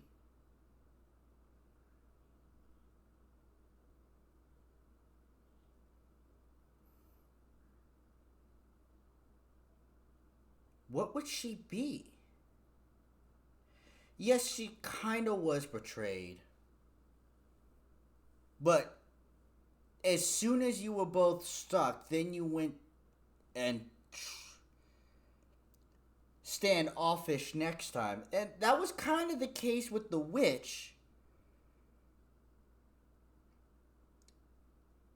Let's see. The beast. You're on a path in the woods. You're here to slay her.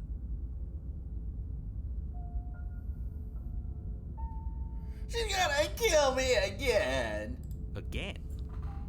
People don't die twice.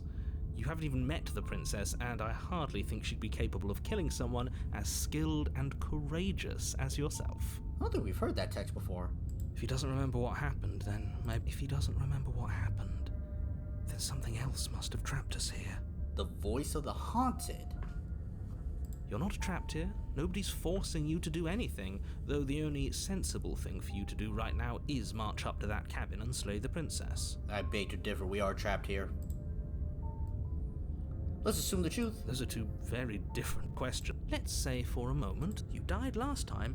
We did our best with the information we were given, and yet you still died. And I believe your other question was, what do you mean? Of course there weren't any. Yes, but in this purely if it's the latter, what do you think the people there lived? All the more reason to keep our wits about us, should we even return to the cabin. We could find a safe little hole somewhere instead. Oh, voice of the hunted. Not haunted. Hunted. Thank you, Coolio.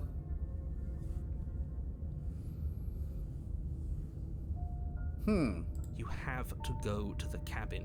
If you don't slay the princess, she's going to... Talk about the princess.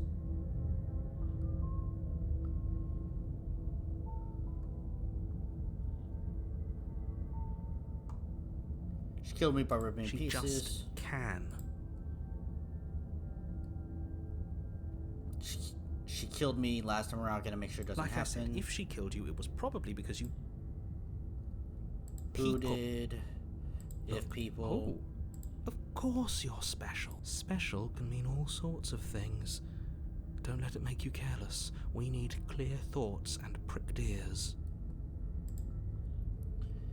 Why aren't I you telling told you, me? if you want us to not to sound like a broken record, you're afraid, aren't you? Just like us. Of course I'm afraid. Fear is an extremely normal thing to feel when the fate of the entire world is at stake. But that's not the only thing you're afraid of. You're scared of something worse. Why are we whispering? Stop projecting your neuroses onto me and just get to the cabin already.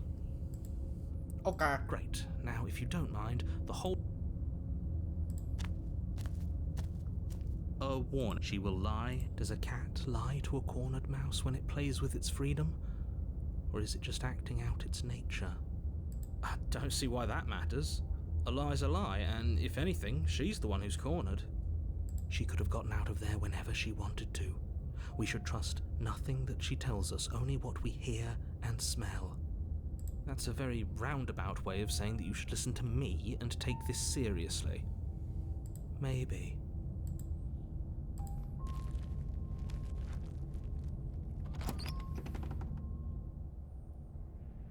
The interior of the cabin is ruinous and dilapidated. It feels like no one has lived here for a long time, wind rushing in through cracks and holes in the wooden walls. The only furniture of note is a termite-eaten table with a pristine blade perched on its edge. The blade is your implement. You'll need it if you want to do this right.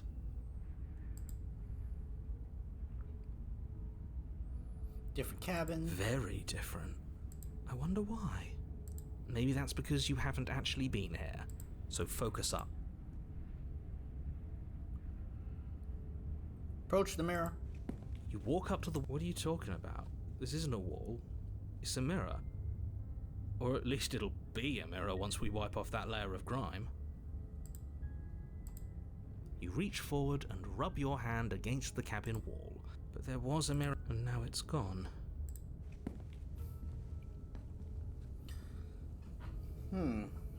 Some of these, like some of the ones that we haven't been able to return to when we go down a second time, I haven't brought the knife. And it's like, you would think this is a very, very, very big decision. But it's like, it's not in the second day.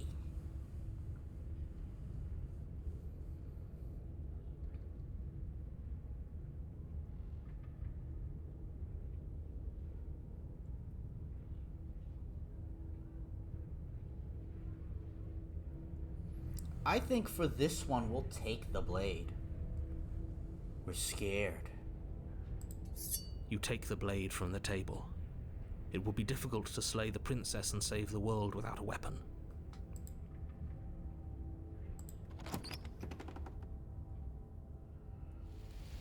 The door to the basement creaks open, revealing what's left of an old wooden staircase.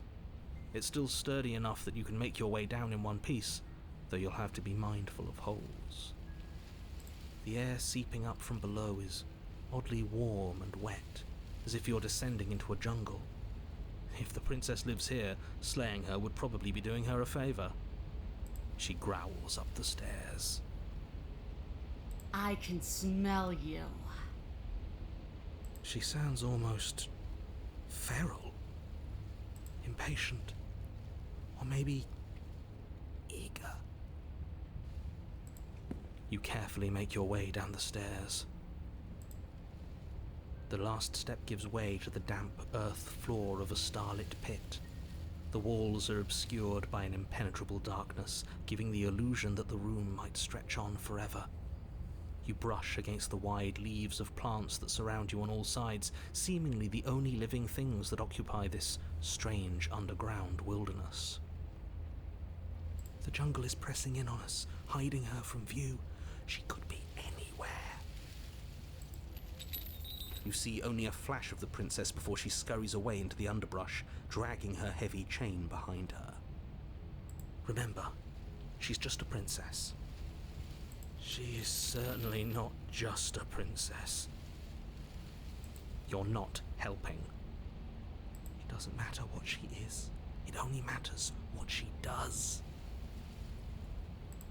Her shining eyes appear between the leaves, staring hungrily at you from the darkness. I can hear your heart pounding from the bottom of the stairs, fledgling. You're right to be terrified. I'm so much more than you. And a little splinter clutched in trembling hands won't save you from me. A shiver rushes up your spine and pulls you upright. The air's shifting. She's getting ready to pounce. Move, now.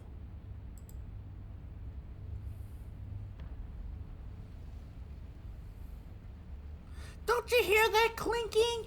She's in chains. We're fine. You're about to attack me, aren't you? I can see right through you. We don't have to kill each other. You know that, right?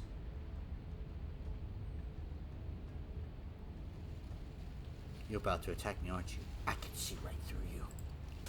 There's a shift in the humid air, and something enormous, the princess, lunges from the shadows, her maw unhinged and dripping, her eyes fierce and full of hunger. She is too quick to outrun, too nimble to outmaneuver, too determined to overpower. This is her domain. You are devoured. I guess that's it then, isn't it? Unfortunately for you, no.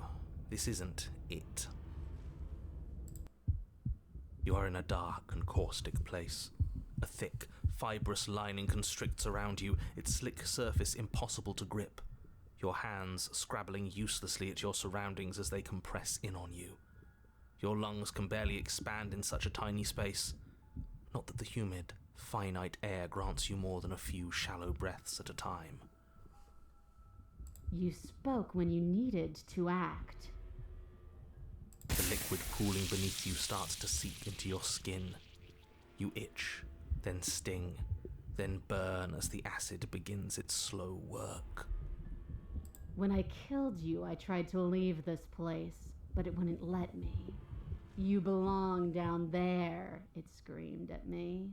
The world is better off without you in it. The flesh around you rumbles as the princess begins to move, her thundering footfalls twisting you helplessly about. Your skin protests as the corrosive liquid sloshes around you, but there will be no respite for you in sight. The burning grows stronger, and you can feel layers of you being peeled away. But you don't belong down here. You came from somewhere else. You came from out there.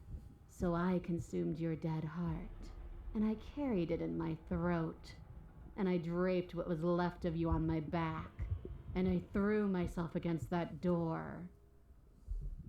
She stops, her muscles tensing around you, and through the muffling layers of her flesh, you hear the whine of straining metal.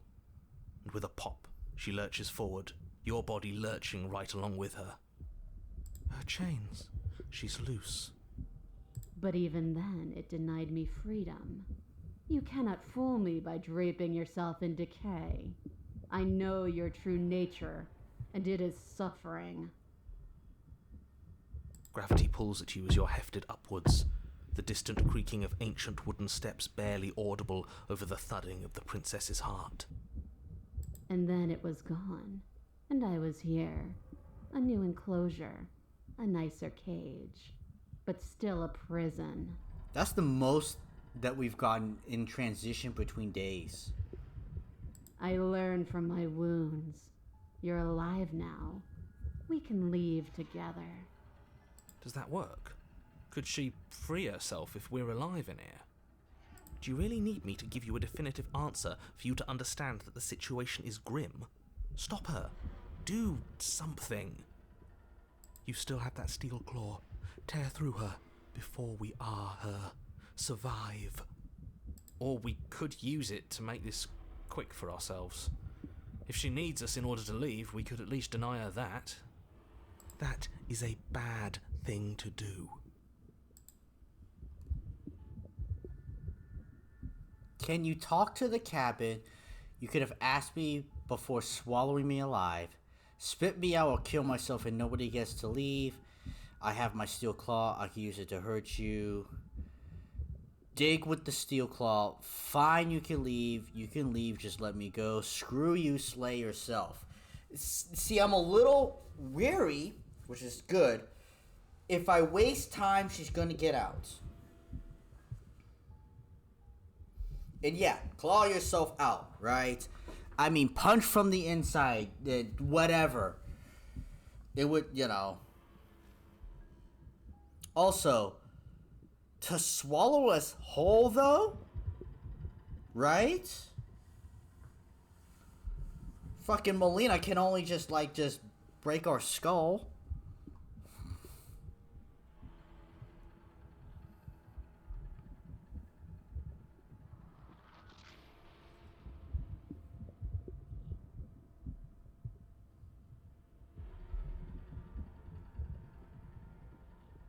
I feel like denying her.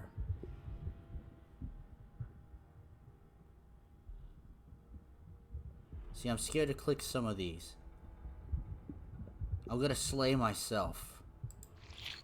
In an act of spiteful defiance, you pull your weapon to your throat, your shaking, ulcerous hand clenched tight around its hilt. And then you draw it across your bubbling veins. Your blood flows out, filling the tiny space inside the princess. You start to fade. A waste of a good life. It's better than giving in to her. But in the end, the opinions of stray voices mean little in the grand scheme of things. Everything goes dark, and you die. What is it gonna give me? The wild. We are a path in the woods.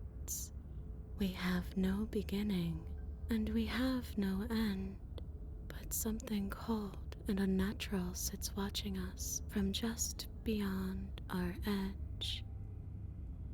His gaze pushes against our borders, curling them in on themselves, preventing them from stretching to the places they need to reach.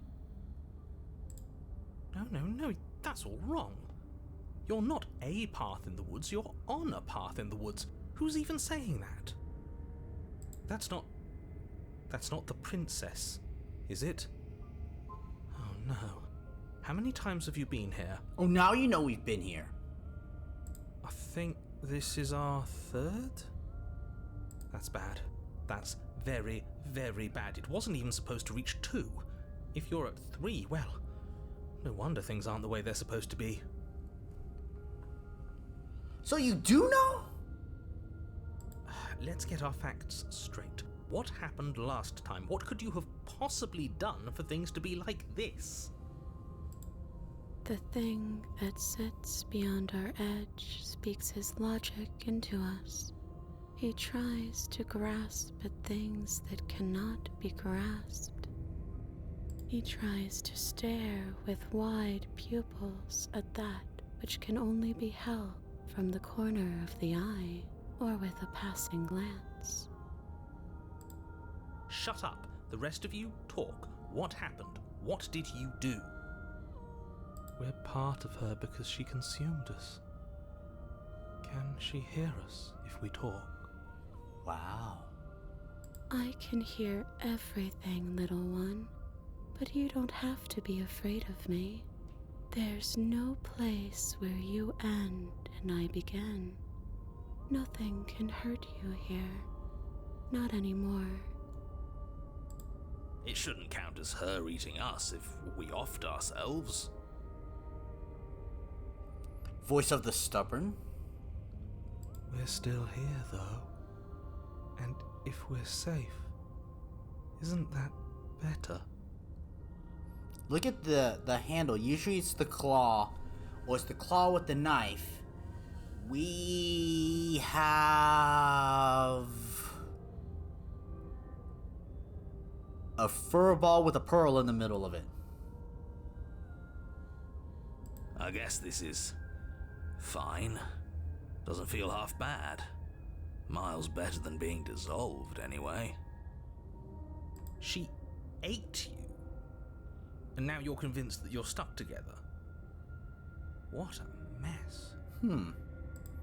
He doesn't understand. We aren't convinced of anything, and we aren't stuck together. We're one. This is how we're supposed to be. Can't you feel it?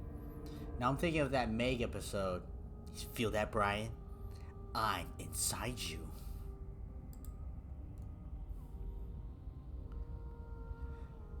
This thing watching us. What is he? Why should anyone do anything right now? This is fine! I like being like this. Why are you being nice to me? Aren't you a monster? Didn't you eat me?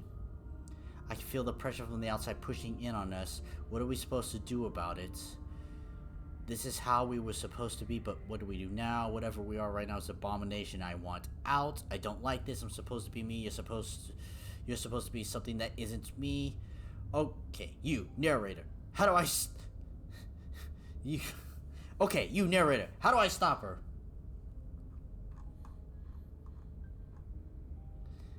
Well, this is the only explorer. This thing watching us. What is he? I'm not watching you, I'm trying to help you. What is he? That's not an answer to our question. I don't know what he is. I only know that he is something other, and that he wishes for you and I to tear ourselves apart. I knew it. I do want that, but only because it's in your best interests. It's in everyone's best interests. You won't be able to slay her unless you remove yourself from her. He wants us to kill each other. I don't. I want you to kill her. Don't be charmed by her faux solidarity. You're not in this together. We literally are together. She's the only one who poses a threat to the world, and she's trying to make you go along with it. You don't have to enable her, especially when you have what it takes to stop her. I've had enough of this guy. How do we stop him? Okay, let's say I want to stop her. What do? I feel I can't do much of anything right now. Shouldn't anyone do anything right now? This is fine. Why are you being nice to me? Alright, chat. I just want some reinforcement. We collectively agree that we do not like the narrator. True or false?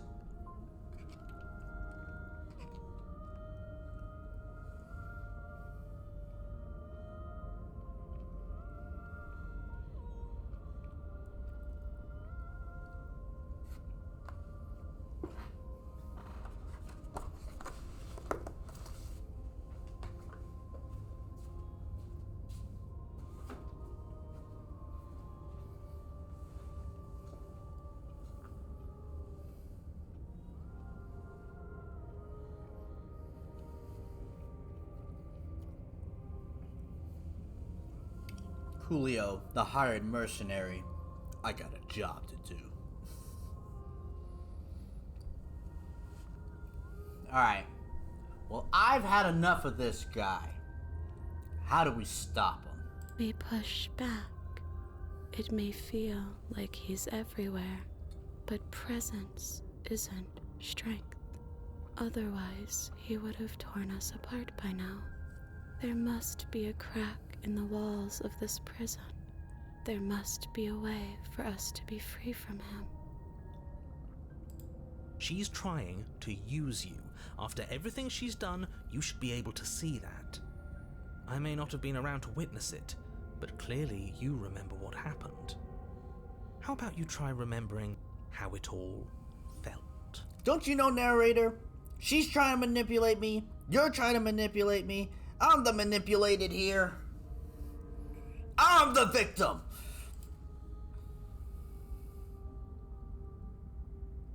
Explore, remember how it felt. Turn inward and find your freedom. For some reason, I'm compelled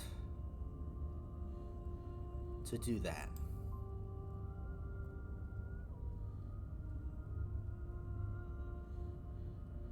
Turn inward and find your freedom. Embrace your transformation. You fall inward into a network of connections too vast for your mind to occupy. Are you a path in the woods? Are you a body? Can you even grasp the fuzziest edges of the shapes that confine you? We can change to fill them together. We don't need to be everywhere. We just need to test the boundaries. You'd do best to remember that some wounds will never heal. Some rifts can never be mended. Even in rebirth, some things never come back the same. Even in rebirth, some things never come back the same. And all I can think of is Edward, my friend. Oh, God. What is he going on about? What does he know about us? He can't make us quit, no matter how much he tries. He knows that talking's all he can do. Of course he's gonna try and confuse us. I forgot you were here, stubborn. You aren't whole. You'll never be whole again. This struggle is meaningless. Whatever you think you're doing, you will fall apart. Alright, narrator. We don't need to be made whole. All we need to do is find a single corner of his cage and break it. There is a place you need to be. You just need to find it.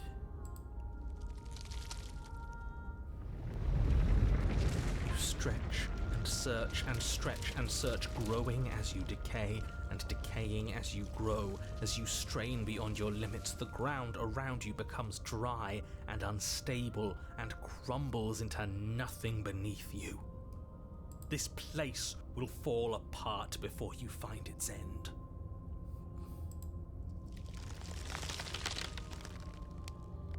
This task, whatever it is you think you're doing, is impossible. All he has are words, and words aren't real. We're real. All the more reason to keep trying. Come on, we aren't tired yet. I can hold us together for a little while longer, so long as you trust me. I trust you.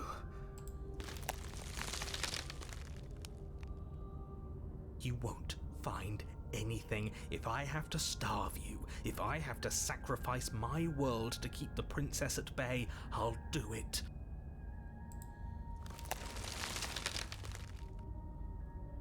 But you do find something.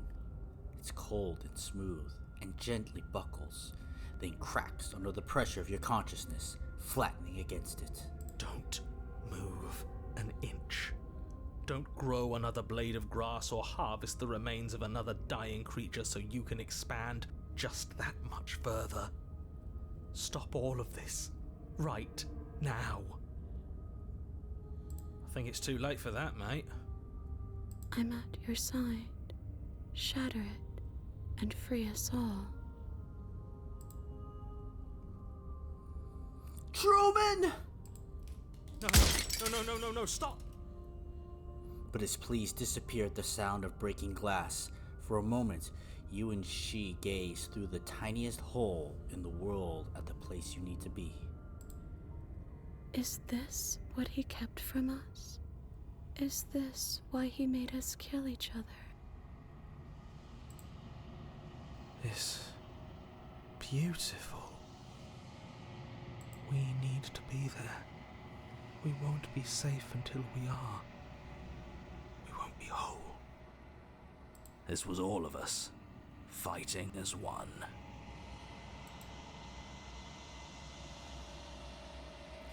And then it's gone. Where did it go? Why is everything so cold?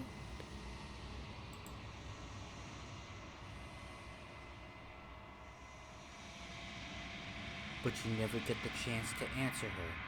You turn to see her gone behind you. Memory returns. There's one thing that this game makes me want to do. It does make me want to get out of here. I do want to get out. She's gone. Where did she go? She's trying to find us the mirror again. Approach the mirror. Or approach the mirror. You approach the mirror. This doesn't feel right. It feels different. Final. Fine. That thing reeks of death. Screw the mirror. We just need to find the princess. The voices feel small, distant as you approach. Gaze. Silence reach forward once again, but you need to see what's in it. You've unraveled.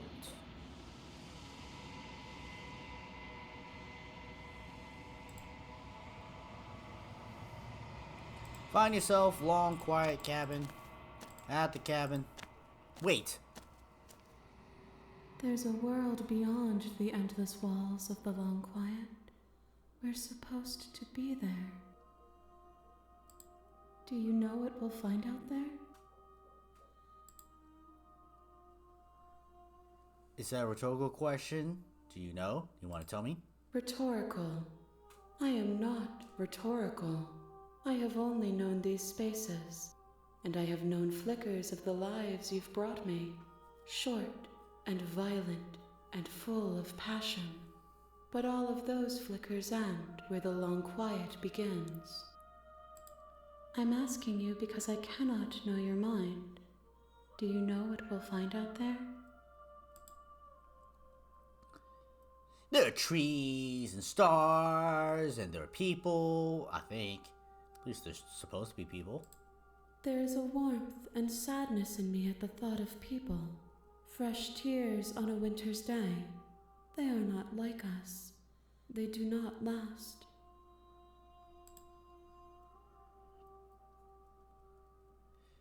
You think anything's real out there? Do you think we're real?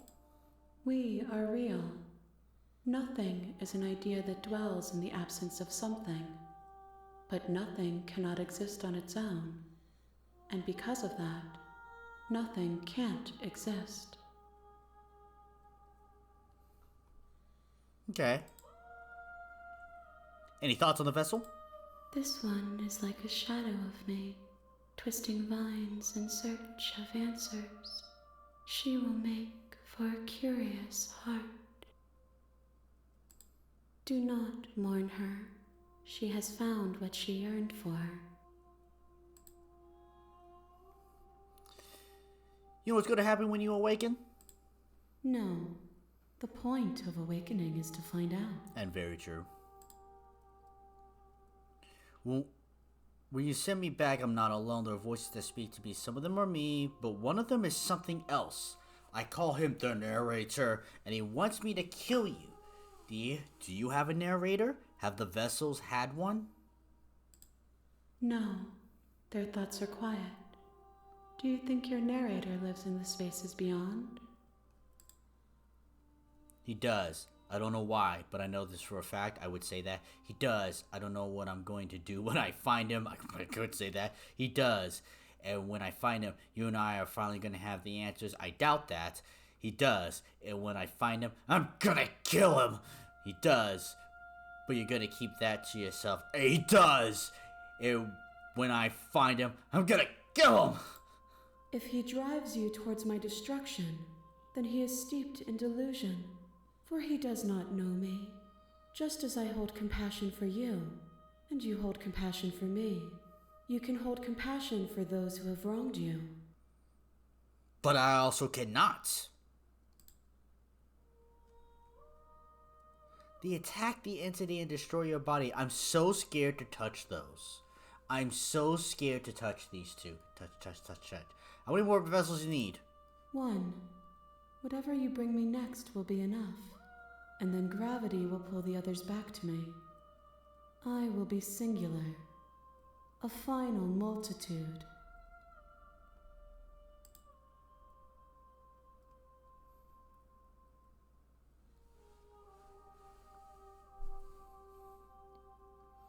This is the last time. Is there anything you would like me to bring you? You know we're gonna fight when this is over. Do you really want me to bring you the last vessel? If this is the last stage before your completion, then I'm not going back. I'm just going to stay here. I'm ready to go back.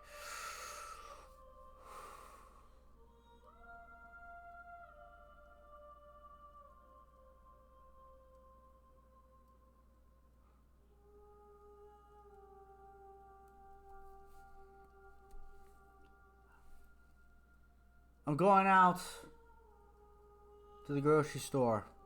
What would you like for me to bring you? These gifts are a conversation, and each one shows me the contours of your heart. The only thing I want to see is what you choose for me when the thread is fully drawn.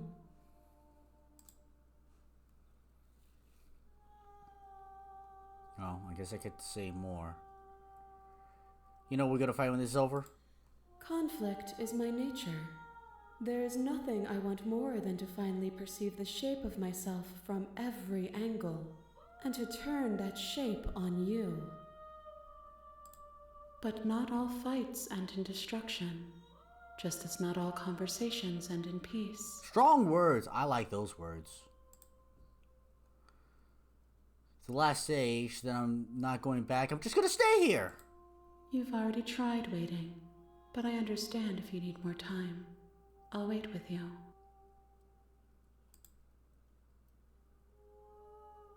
There is no waiting forever.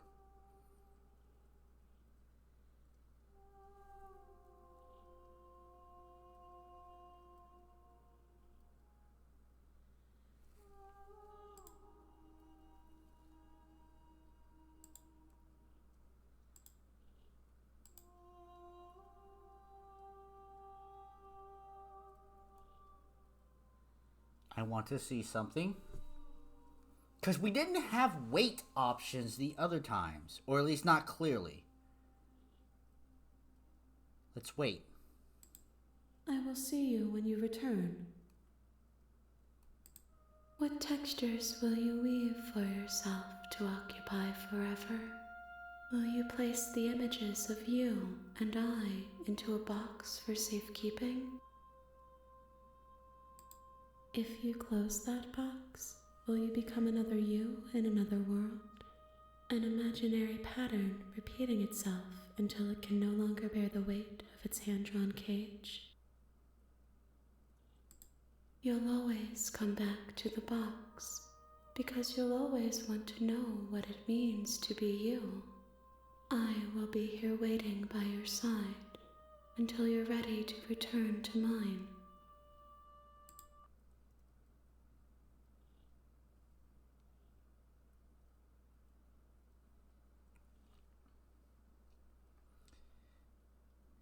If I put up this screen, how worried would you all be of what's going to happen? I could be leaving this stream right now or delaying time to find where the hell this, there it is.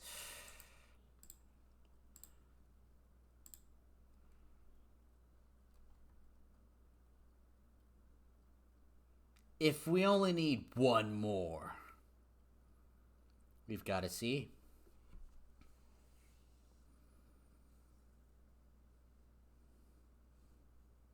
You have returned to me.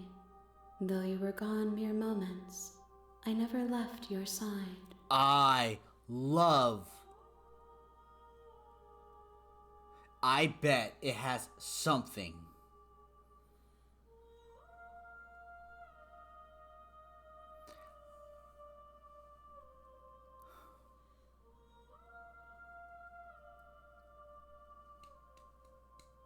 I had a thought.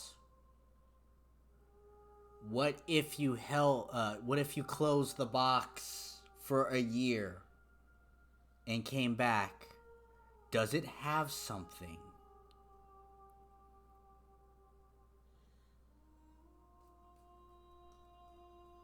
This game does pique my interest.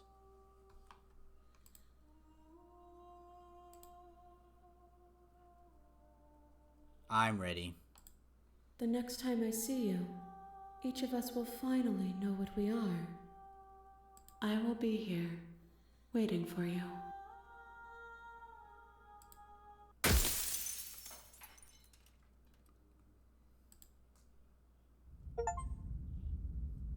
Bring the network wild to her.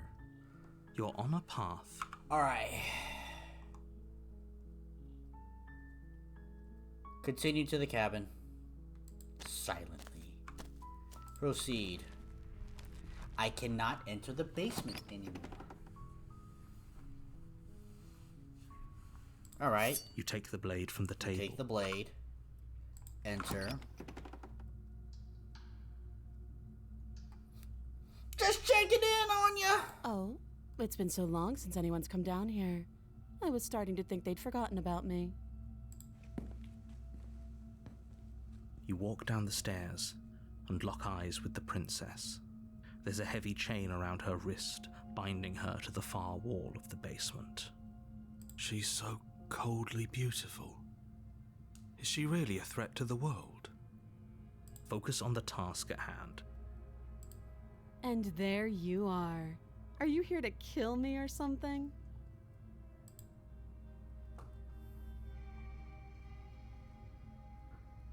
I'm just here to talk. Then why did you bring a knife with you? How about you drop it, and then we can chat? She makes a compelling point. What if we just dropped the blade and talked? Look at her. It's not like she's a threat. Don't you dare. It's fine. We can decide what we want to do after we talk to her. Maybe she really is a monster, but killing someone in cold blood isn't very becoming of us. I'm gonna drop it. The blade tumbles out of your trembling hands and drops to the floor with an unceremonious clang. Thank you. Maybe now we can just talk. Against your better judgment, you step forward to speak with the princess face to face, unarmed. We'll be fine. I don't know what you're hoping to accomplish here, but I can assure you there's no reasoning with her. Just make sure you don't forget about the blade on the floor. You're going to need it. So here we are. What an awkward start to a relationship. Yeah, it's pretty awkward. A relationship? You coming on to me? How would I get you out of here? What's your name? How long you been down here? Do you know why I'm here to kill you? Enough talk! Have at thee! How long you been down here? Too long. Damn. You looking at that those nails make me want to stab you. Note the lack of detail. You can't trust her. What's your name? She hesitates before answering.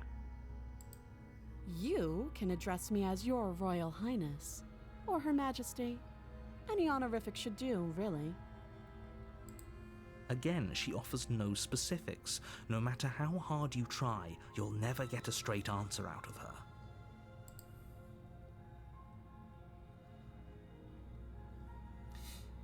A relationship? Coming on to me? Don't jump to any weird conclusions. We're two people who have met each other. By definition, we have a relationship.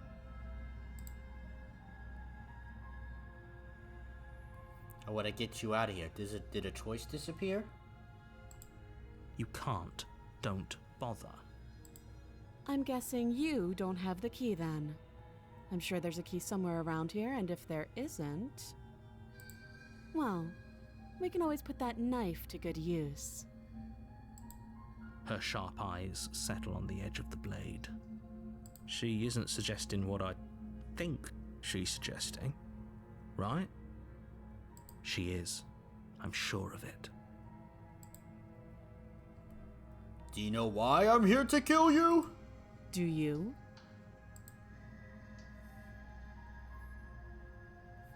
I know what I've been told. Whether or not I believe it is an entirely different matter. No! Dude. I know what I've been told.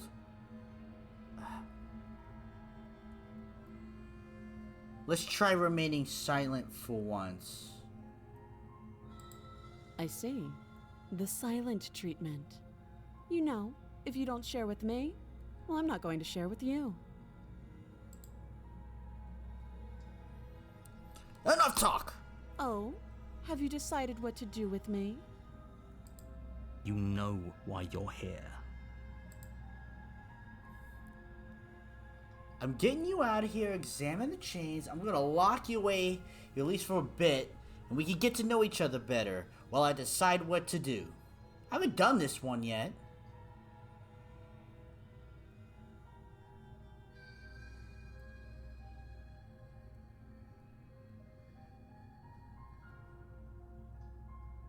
I'll keep you locked away here. I don't know. There's always tomorrow. That seems like a pretty good compromise. Leaving her alive is too risky. If you don't deal with her soon, she will find a way out. One way or another, I'm going to find a way out of here. You can make it easier for both of us if you help. And if you don't, I'll make you regret it. I can promise that you'll come to regret that decision. Okay. You have to make a choice. Let's hope for all our sakes it's the right one. I made my choice. Locked in the basement it is. I know you think this is a fair compromise, but it isn't. No one wins here. That's the point. It's a chance we'll have to take. We can make this work. If we just stay here and keep watch, no one has to die. You're making a mistake. You turn your back to the princess and make your way to the stairs. It won't be long before I slip these chains. And once I'm out of here, there will be hell to pay for leaving me behind. Slip these chains? She can't, right? She needed our help to get out of here. But do you hear the conviction in her voice? I don't think she's bluffing. Either way, she dropped her mask, didn't she? You can still turn around and finish the job. No, we're sticking to the plan. You'll be the death of all of us, but fine. Have it your way. I will. You close the basement door, locking it behind you and quickly barricading it with the heavy wooden table that once held the blade. Okay, we can make this work. You settle in against the far wall to watch the basement door. It isn't long before you start to drift off, your eyelids heavy with fatigue. But sleep doesn't come. Instead, your rest is broken by a piercing, wailing voice calling out to you from the other side of the door. I know you're still there. Why don't you make things easier on yourself and let me out? It's not like this little door I'll hold for very long anyways. It's probably a good idea to try to get back on my good side. Well, this is interesting. She sounds terrifying. Like she's less of the princess you saw and more like something out of a nightmare. As she violently rattles the door, you do your best to shut her out of your mind. When I get out of here, I'm going to pick you apart piece by piece. I won't forget what you did, and I'll never forgive it. You won't know the kind of enemy you've made tonight. It doesn't sound like she's getting any weaker. No, it doesn't. Threat me all you want. All it does is ease my guilty conscience. So all of that was just an act, wasn't it? You're not really innocent or harmless. You're not even a princess. You're a monster. Should we ignore her and go to sleep?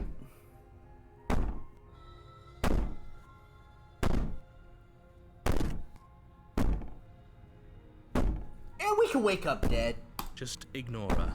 Maybe the banging and wailing will stop if you just don't pay attention to it. You put the princess's threats out of your mind as best you can and huddle up against the wall. You jolt awake in the middle of the night to silence in the cabin. The ruckus has stopped, and the door to the basement is ajar, its lock broken, and the table shoved out of the way. Where is she? Thanks for helping me get out of that awful basement. Uh-oh. You try and stumble to your feet, but as the princess draws near, it's as though your body simply stops working. It isn't all at once. The paralysis comes in waves. First your toes go numb, and then your feet, and then your legs. You lie prone on the floor of the cabin, unable to do anything but witness her approach. Sleep paralysis! Whose side are you on? Yours, of course. But I have a duty to uphold the truth. Lying about the facts of the situation doesn't change them. So helpless. I can take my time with you, can't I?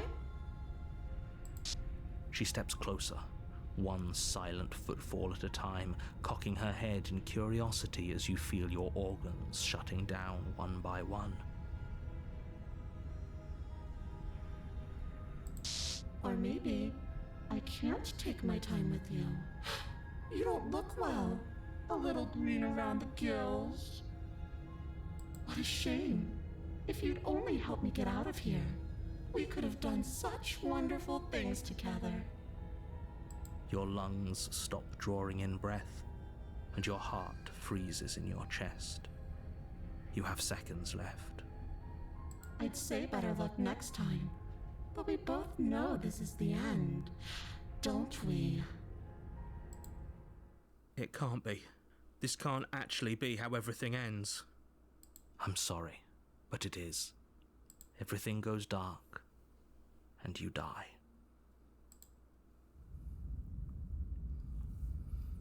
The nightmare. You're on a path in the woods. You're here to...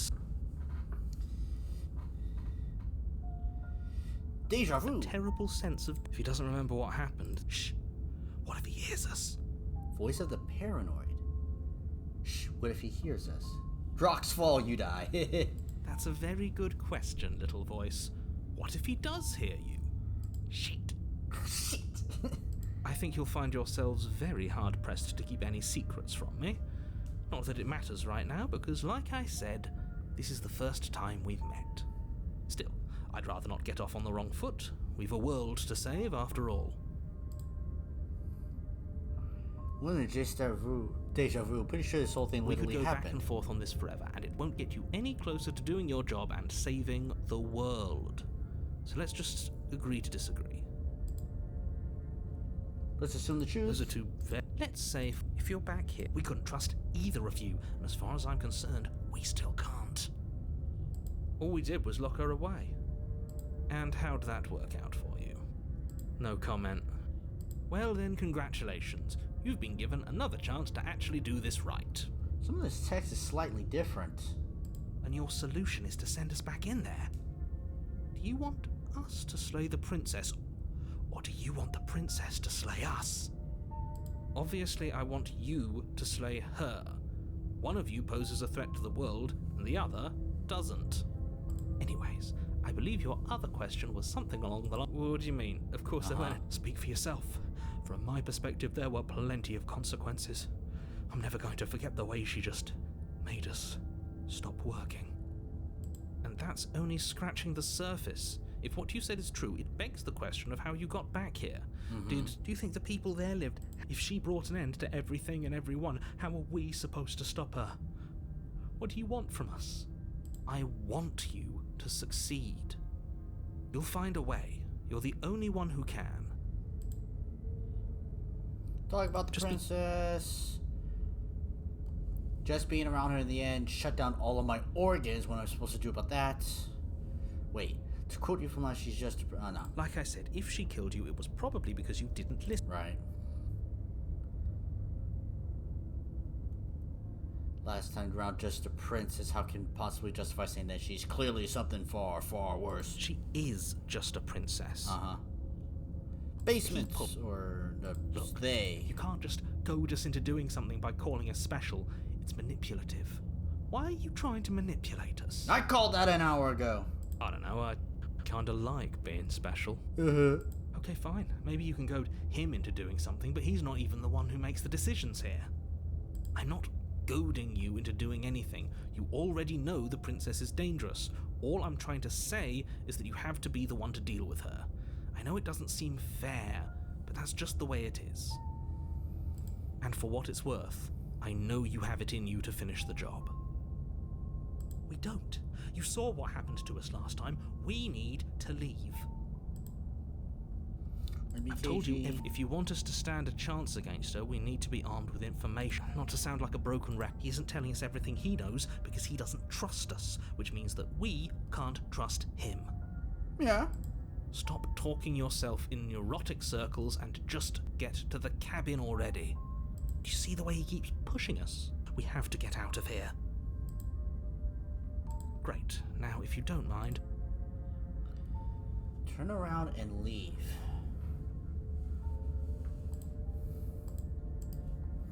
We're gonna proceed. Warn She'll she lie, will. I don't cheat, think and steal. lying and... It doesn't matter.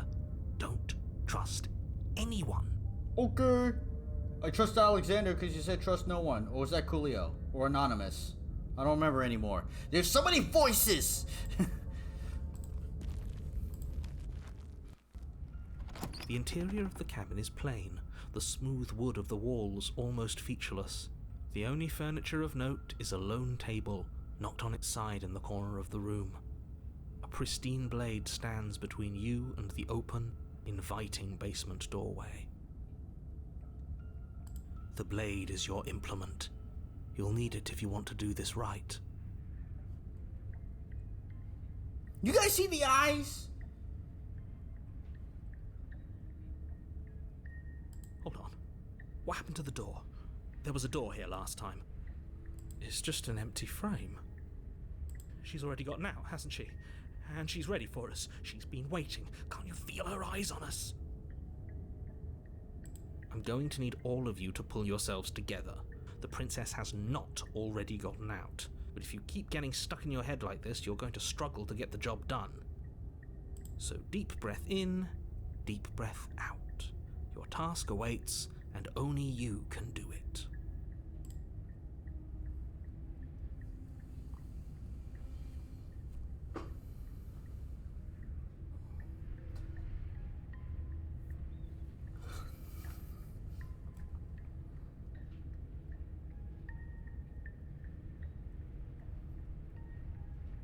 What if we just straight up approach the mirror? We haven't done that yet, like right off the bat. You walk up to the wall next to the empty basement door frame. It's a wall. There isn't much to see here. What are you talking about? This isn't a wall. It's a mirror. You reach forward and rub your hand against the cabin. Did he make it go away? Clearly there was something in there worth investigating if he wants it hidden so bad.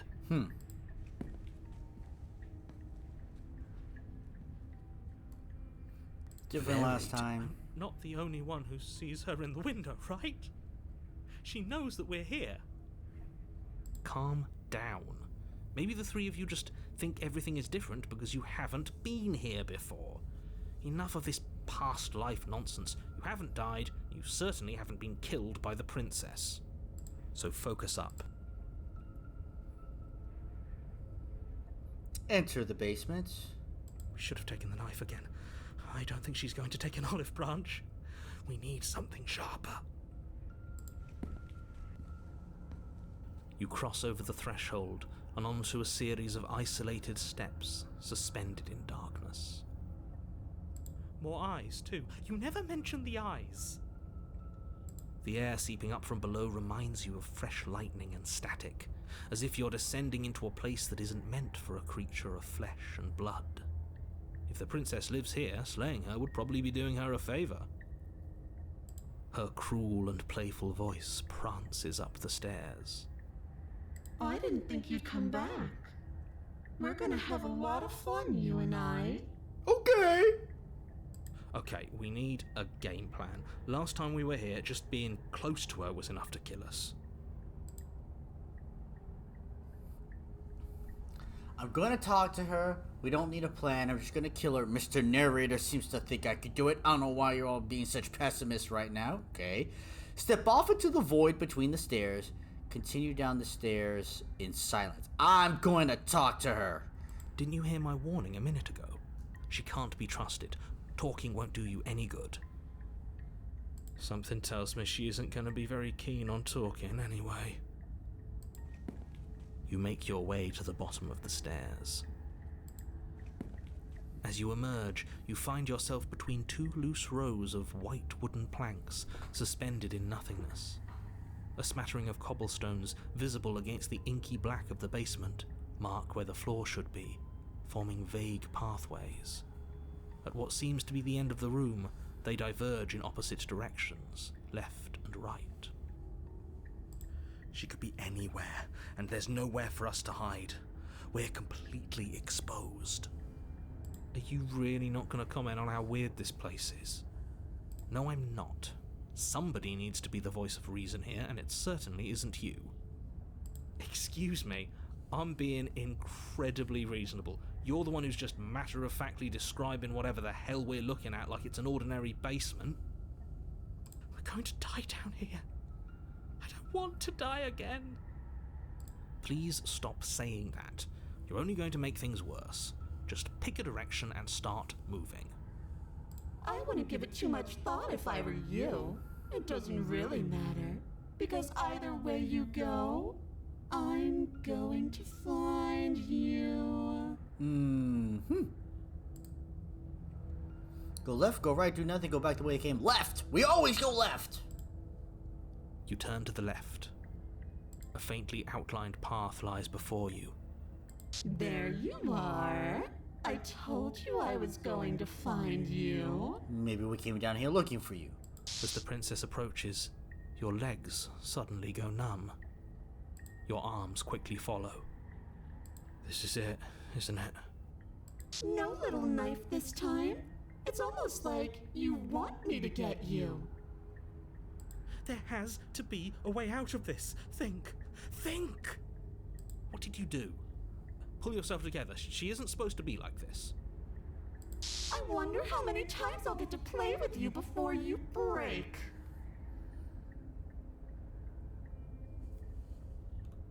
I'd have thought, I won't say it. Your vision cuts out as your blood begins to coagulate.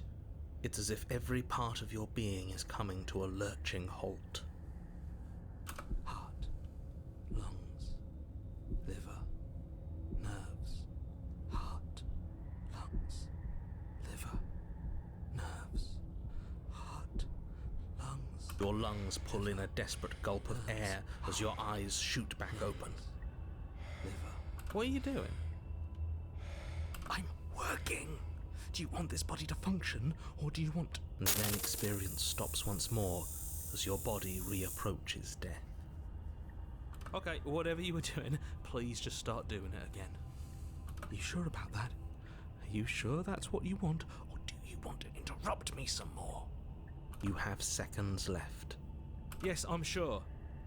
Heart, lungs, liver, nerves, heart, lungs, liver. Again, your eyes shoot open as you gasp for breath. Lungs. Can't decide what you want to do, can you? Heart. Oh well, standing there gasping like a fish is more fun than dead, even if you look ridiculous. Liver. She isn't attacking us. Heart. Why? Lungs. The why doesn't matter. She's already proven her ill intent. Don't lose sight of your mission. And how are we supposed to do that? We don't have a weapon. And the way out of here is nowhere to be seen. That isn't my fault. It doesn't matter whose fault it is, because fighting her isn't an option right now. Then you should get looking, shouldn't you? Why won't you finish me off? We're good or mighty, you're alive. What do you want from me? What happened after you killed me the last time? I was sent here to stop you from the world. I can't just leave you. You're a lunatic. Bitch, you're crazy. Liver. Do you want to work together? Can you at least turn off this whole organ shutting down situation? liver, How about I just kill you instead? We don't have to be enemies. We can work together. We could be friends even. heart, lungs, liver, nerve, Not doing any of this. I'm not helping you leave, and I'm not going to try and kill myself. So do your worst. lungs, liver, Okay, let's get out of here. Leave together. Fine, you win. liver, I'll let you leave. Run. Running. It's not gonna work. lungs, liver, nerves, heart, lungs. What good am I to you alive? What do you want from me? I tried to leave while you suffocated, but that stupid cabin wouldn't let me. So I started to drag your body out with me, and then, Liver, well, you died before I could get to the door. And then I was here, and now you're here too. heart, I don't think I can leave without you. And dead doesn't count. And as much as I love what we have going on, I have bigger plans than tormenting one poor little creature forever. I want to leave. heart, lungs, liver, nerves, heart, lungs, liver, nerves, heart, lungs, liver. If you need me alive, why did you threaten me on the stairs? Why don't you try being nice to me? I am being nice. You're alive, aren't you? Okay. Lungs, And you died of fright as soon as you saw me last time. I didn't think keeping you alive was an option. liver, But it looks like that's not a problem anymore. At least not for me. You seem miserable. heart, lungs, liver, nerves, heart, lungs. And if I let you out, what then? We go our separate ways? No, definitely not. If you're what I need to leave this place, chances are you're pretty useful. I think I'll keep you right by my side. A little good luck charm to make sure I stay free. Don't worry. I'll make sure to take good care of you. I promise. Liver, Why won't you finish me off? Because I don't want to. And even if I did, I don't have to. nerves, heart, Look at the way you're struggling to stay alive. It's taking everything you have to keep your heart pumping right now. And I'm enjoying the show. liver, The princess leans forward, bringing her masked lips close to your ear. If I want to see you gone, all I need to do is break your concentration. heart, lungs, liver, nerves, heart, lungs, liver, nerves. She slowly runs her velvet glove across the base of your neck. It feels like static. And then, Shit, make her stop. Hey, snap out of it. Okay, deep breath, we're fine. Heart, lungs, liver, nerves, heart. You're back. Lungs, liver, nerves, heart, lungs, One moment, liver, and nerves, then you're heart, gone. lungs, liver, Just nerves, like heart, that. lungs, liver, nerves, Ah, heart, lungs, and there's the liver, fear. nerves, heart, lungs, She pulls liver, away. Nerves, heart, But that lungs, wouldn't be very liver, fun, now nerves, would it? heart, I've lungs, already done liver, that. Nerves, heart, lungs, liver, nerves, heart, lungs, liver, nerves, heart, lungs. I was saying to stop you from destroying the world. Heart, I can't just let you leave. nerves, Destroy is such an unenlightened way of putting it. So sudden, so violent, so little nuance. nerves, I'm not going to destroy the world, but I am going to hold it in my hands and squeeze it. lungs, liver, I'm going to make it afraid, just like I've made you afraid. lungs, liver, The world needs fears, doesn't it? Every terror I bring would make the good times so much better. Well, I'm practically doing a public good. liver, So what harm is there really in letting me out? nerves, heart, lungs, liver, nerves, heart, lungs, liver, nerves, heart, lungs. People will die if you do them what you've done to me. But everyone dies eventually. They're all full of wet, writhing things, and in the end, each and every one of them gets unwound. And then those things get to become a new everybody. Just to come apart all over again. Nerves, heart, All I want is to be there for it. I want to watch it happen. And maybe do a little unwinding myself. nerves, Is that really so much to ask? nerves, heart, lungs, liver, nerves, heart, lungs, liver, nerves, heart, lungs, liver, nerves, heart. You want to work together? Can you turn off this whole organ shutting down situation? I am what I am. It's not my fault that you can't handle being around me. Nerves, heart, lungs, liver, nerves, heart, lungs, liver. Being around you is agony. I'm not going to stick around. Oh, we both know that you don't have a say here, so you should just look on the bright side. I'm not sure what the bright side is for you, but I'm positive you can find it if you look hard enough. Nerves, heart, lungs, liver, nerves, heart, lungs, liver, nerves, heart. And what if I refuse to let you out? What happens then? Then we're stuck down here together until you change your mind. Nerves, heart, lungs, liver, nerves, heart, lungs. Static, and a skipped beat as she touches your shoulder and whispers in your ear. No!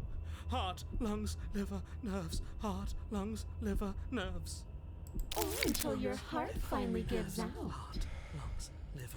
And then, when you die, I'll find myself somewhere new. And before too long, you'll be there too. That's how this all works, right? This doesn't end until you let me out. Lungs, liver. And a lot can happen before then. I'm sure I can get creative. Liver, nerves, heart, lungs, liver, nerves, heart. You know you're crazy. You crazy bitch. Like I said, I am what I am. And right now, I'm in control. Liver. So, you might want to be a little nicer to me. She raises one long gloved finger, its tip hovering just over your skin, seeming to enjoy the lingering threat. Heart, lungs, But she withdraws, nerves, sparing you another momentary glimpse of death. lungs, liver, nerves, heart, lungs, liver, nerves, heart, lungs, liver, nerves, heart, lungs, liver, nerves, heart. We don't need to be enemies. We can be friends. I'm glad you're seeing things my way. Lungs, liver, nerves, heart, lungs, liver, nerves. How about I just kill you? Oh, that's adorable. You don't have anything that can hurt me, so do your worst. Lungs, liver, nerves, heart, lungs, liver, nerves, heart. Does that mean you can die? The princess cocks her head, neck cracking uncomfortably, Lungs, and you can't help but imagine a smile carve its way from ear to ear on the other side of her mask. lungs, liver. Of course I can die. I'm dying all the time, and so are you. But we're both still here, and you can't make me go away.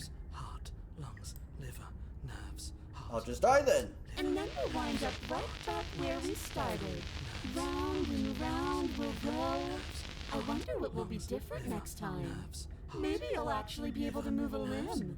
Who knows? Liver, But I'm always going to win. heart, lungs, liver, nerves, heart, lungs. You sure about that? Give it enough tries, I'm bound to win eventually. And maybe you don't get to come back like I do. Is that a bet you're willing to take? Imagine climbing a mountain of lifetimes.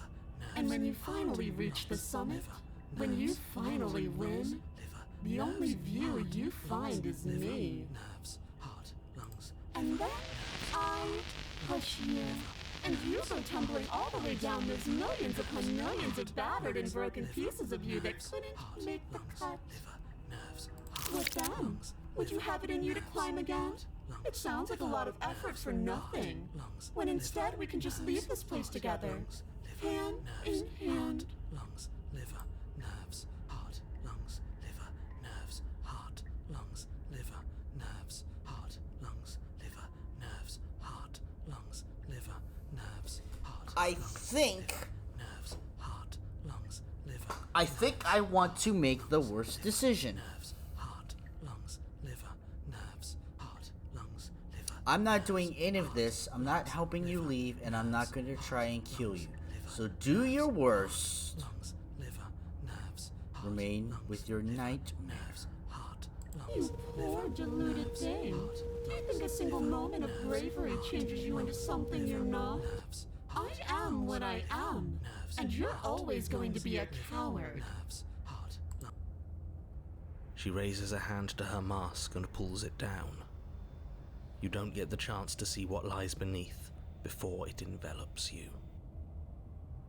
Like a creeping mold, the complete reality of your existence threads its way through your mind. Birth, death, birth again, decay and bloom, A million stitches from a million microscopic wounds you've inflicted on everyone you've ever met, with every muscle you've moved and every word you've ever spoken. No, no, no, no, no. Let me out. Your existence hurts them. Let me out. A lonely soul in a room by itself, weeping. It lives for 80 years and then it's gone. And then it's there again. Let me out. No. I'm not stuck in here with you. You're stuck in here with me. A reprieve. A good life. Love. Children. A steady career. Recognition from your peers. Here one moment. Gone the next. The worms have found their orifices. Let me out. Diagnosis. It forgets everything it is. Anger, rage, distance, poverty. The lonely soul is lonely again. Love turns to mockery. It dies. It is reborn. Worse. Lonelier. Let me out. No, no, no, no. No, no. What's happening to us? Let me out. This is all too much. I can't keep going. You can't keep going? Well, what are you talking about? But he doesn't respond.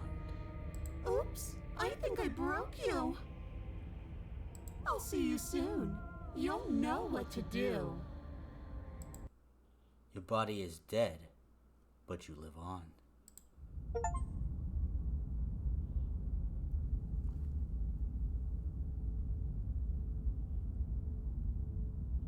The moment of clarity. You're on a path in the... Shit! Shit! What the hell was that? Who are we? What are we doing? There was a princess, I think. It's all so fuzzy. It hurts when I try to remember. You shouldn't know about the princess. At least, not until I... You've already been here, haven't you? I guess. It feels so long ago, almost like we've never left. We have to let her out. No, that's the opposite of what you're here to do. You have to slay her. Slay? We decided not to do that, didn't we? Yeah, we're supposed to let her out. It's really the only way this works out for us. If you think about it, she's the one with power here. Nobody else can do much of anything. No, we were supposed to keep her trapped there forever. I think. We're supposed to be unfeeling. How many times do I have to tell you to snuff out your heart? We can't be unfeeling. Not when there's so much fear everywhere. There's nothing for us to do. We've already tried everything. Voice of the contrarian. We love her, so we have to set her free. Gaston! Can we love something that hates us? Can we love something that hurts us? Skeptic. To be given an ounce of kindness from something so cruel would be more pure than any other love. Oh, that's Gaston. Did I read it wrong the other time? Probably. Why are there so many of us? There aren't supposed to be so many of us. This is bad. You need to get a grip. What did you let happen? How many times have you been here?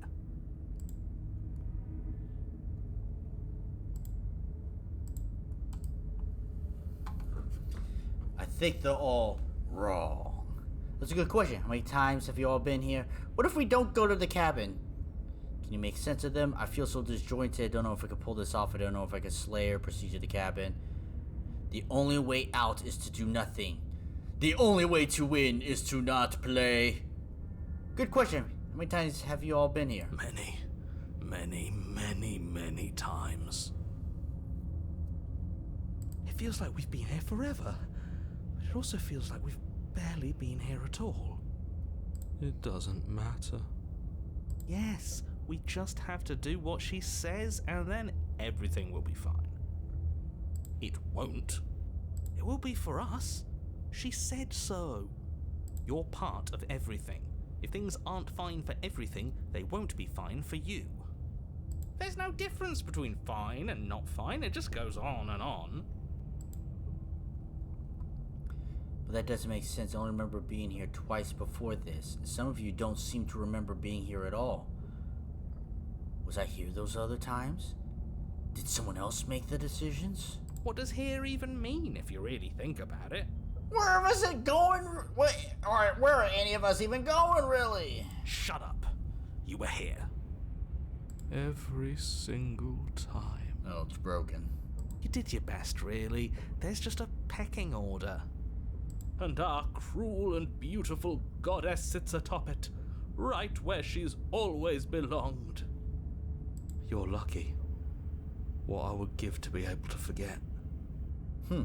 I've tried to keep them numb, but they're all too soft. A shame, really.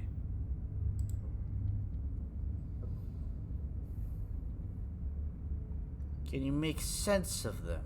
There's nothing worth making sense of. They're clearly all traumatized. And yet, you aren't. We break apart, and you stay the same. Yeah, what's your secret? Why can you break the rules when we can't? If I don't remember what I did, then I didn't do it! Don't think about that too hard. All it will do is weaken your resolve and make it that much harder for you to slay her. Maybe you're shattered in your own way. Are you your memories? Or are you the one perceiving the present moment? Ugh, here you go philosophizing again. It never goes anywhere. Yes, this is far from the first time you've asked us about consciousness. Who am I? What am I? What is I? Who even cares? They're good questions, great questions even, but they don't have any answers. And they ought to stand in quivering torment. It doesn't matter what we do, because we always find her, and if we don't find her, she always finds us. And then she smashes us into smaller pieces. If you all just stopped feeling, we could have been done with this ages ago. Your thoughts are far too scattered to rein back in. Your only option is to silence them.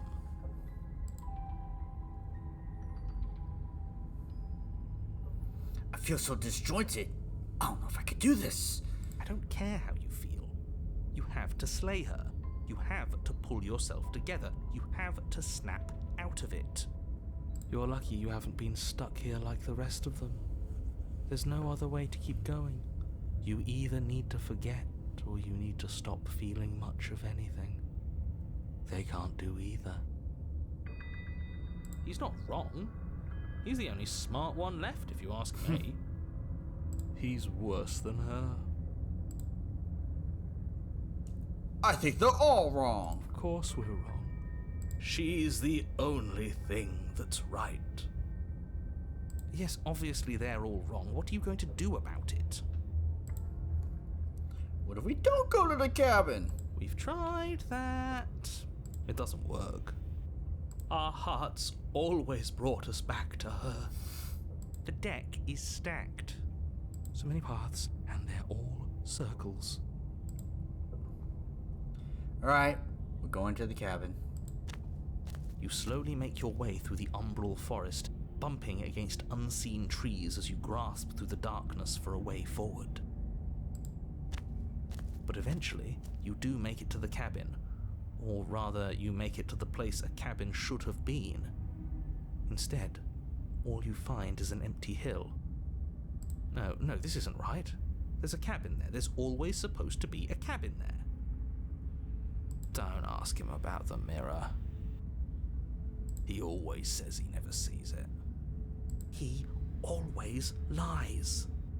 And he always makes it gone. I cheated. Stay focused. You still have a job to do, and it's best not to be distracted by fraying thoughts. There is no mirror. You know that as well as I do. She's still here. buried deep inside the earth. Just walk up the hill. You always give too much space to the others. It's why you always lose. And what's wrong with giving them space? What if it helps them? What if they need to be heard? They've been heard too much. It's why they are the way they are. Exactly. They are delusions, and all that catering to them will do is drag you down to their level. You have to keep moving. Or you could just give up. You walk up the hill, hesitating just beyond the bounds of the cabin. The cabin that isn't there. You've got to clean the mirror, haven't you? You've got to see what's in it. Smash it to pieces. She's on the other side, and we have to let her out. It's the only way we can be free. It's the only way we can have our thoughts back. Just go around it. Just do something. It doesn't matter what. Proceed. Proceed? Proceed to where? I'm afraid you're going to have to be a little more specific. That's a new one. Do you think it'll work? Of course it'll work. He always makes the best decisions. It's why he gets to make them. And it already has worked. It's gone, don't you see? We're one step closer to her. The interior of the cabin is much the same as the exterior of the cabin. A dull, fuzzy, dreamlike nothing. It's empty and isolating, but there's just enough vague shape and unknown texture to suggest the structure they're in, wrong and unsettling as it may be. The only object of note is a pristine blade buried in the dirt floor, a hint of its shining edge teasing through the sediment. The blade is your implement. You'll need it if you're going to do this right. Take it. It's the only way forward. Take the blade, the only way is forward. You've already tried everything else, don't you? You have to take the blade. Interesting.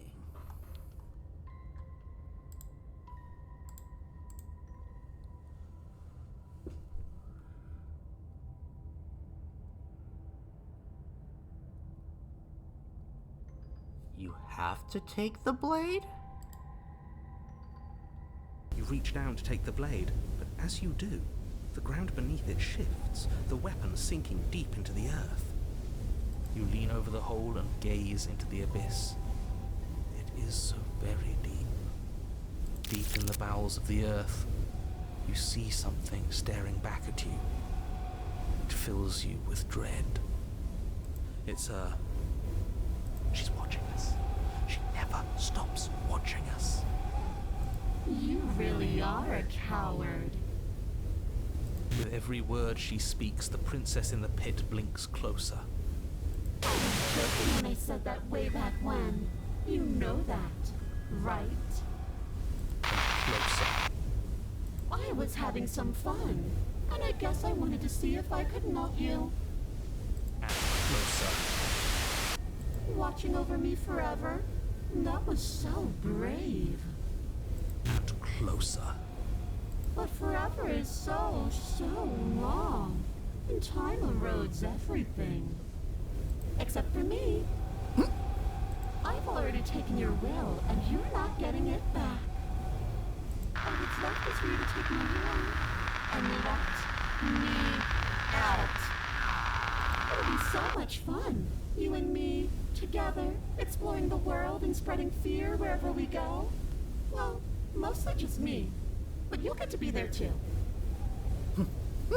A witness. I can even make you a little cage if you want. Gilded and everything. Now don't pose. Don't try to resist. I've already molded you into what I need. And you lost your power so long ago. Don't bother working yourself into a frenzy to get it back. Do something. Do anything that isn't taking her hand.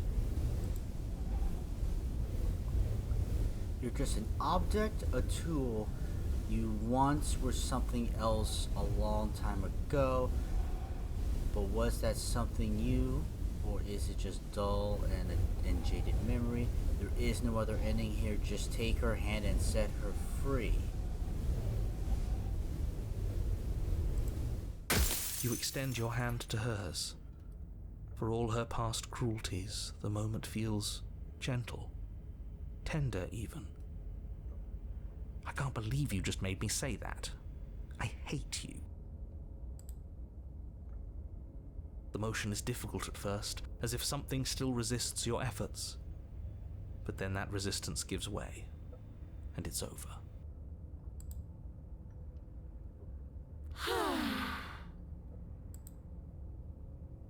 And that's the end. I wonder what we're going to do next. I didn't think I'd be so tired. The princess, exhausted, slumps. Why is it so cold?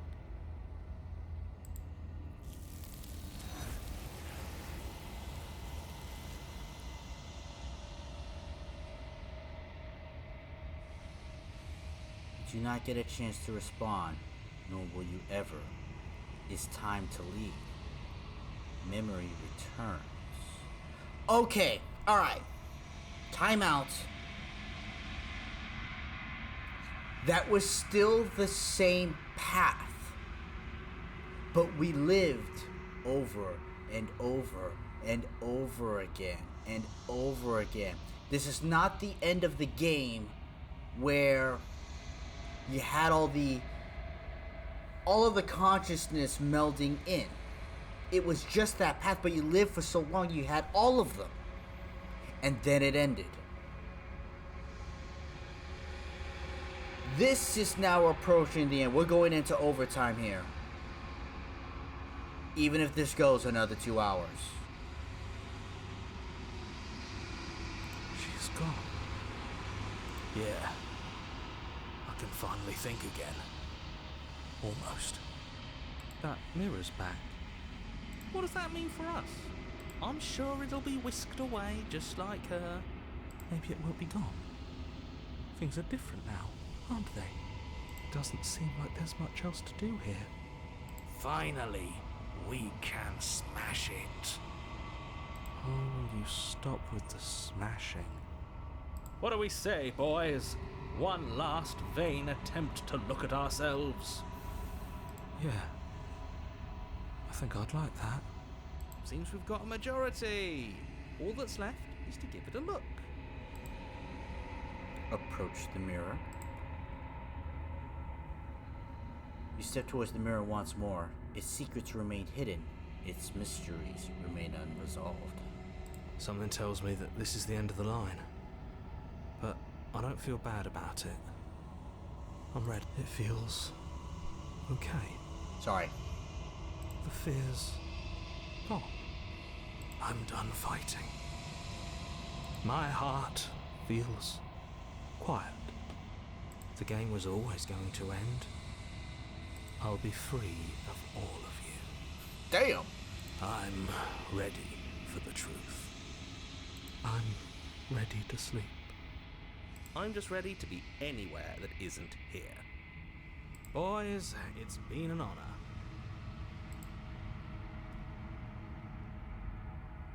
Let's go, boys. Silence as you reach forward. They're gone once again. The mirror always makes them leave, but you need to see what's in it. You are nothing at all. But that isn't right. It can't be nothing. You refocus your gaze, and then you see it. A figure, faint, veiled in shadow, just beyond the reflection. Are you me? I think you know what I am. A crack slides down the center of the mirror, splitting the image in the glass in two. And then another crack forms, and another, turning the mirror into jagged shards of broken glass. So you're the narrator. I wonder if I'd ever get to see you. What are you? Are you something like me? If you're not me, then who are you? Then who am I? Yeah. I have so many questions for you. Does it hurt when pieces of you break off like that? I'm sorry, I don't want to destroy you. Will it help if I look away or stop asking questions? Every time I ask you something, it's like a piece of you breaks. Are you part of me or something else? You're the one who wanted me to slay the princess. Why? I've met you many times. Have you been the same you all along?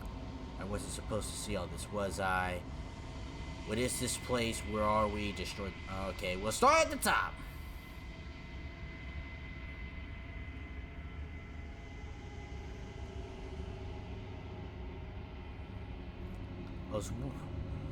So it is you. I was going to expose you. The narrator. Yes. I suppose that's my job, isn't it? You needed help after all. An objective voice to guide your blade. But you were never supposed to see me. I wonder how many worlds you've damned to extinction to fall this far.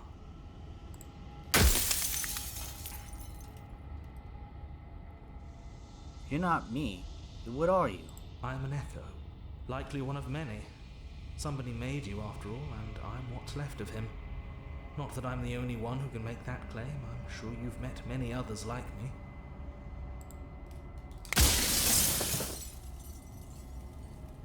Does it hurt when pieces of you break off like that?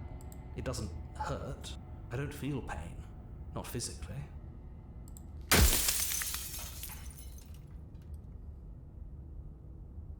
Others like you said something like that before.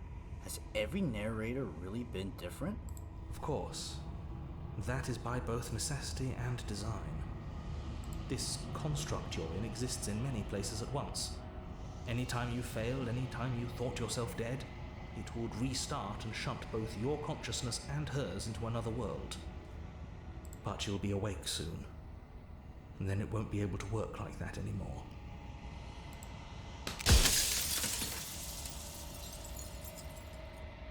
You have anything to say for yourself? For all this hubris?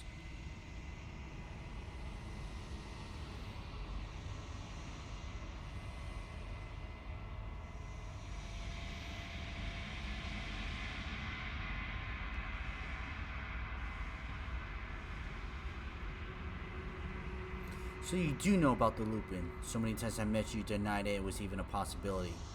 Why did you lie to me? Any other version of me you talked to was just that, a version of me. It wasn't me. As to why they lied, perhaps they thought that admitting to it would have pushed you to certain realizations that would have made finishing your task impossible. Maybe they were just in denial. I'm sure many of them were convinced that they had to be the first version of them you'd encountered. Anything else would have been too existentially unpleasant. For all I know, each of those other versions of me could have had entirely different understandings of how this construct works. Who's to say which of them are right and which of them are wrong, really? Except for me, I can tell you for a fact that I'm right.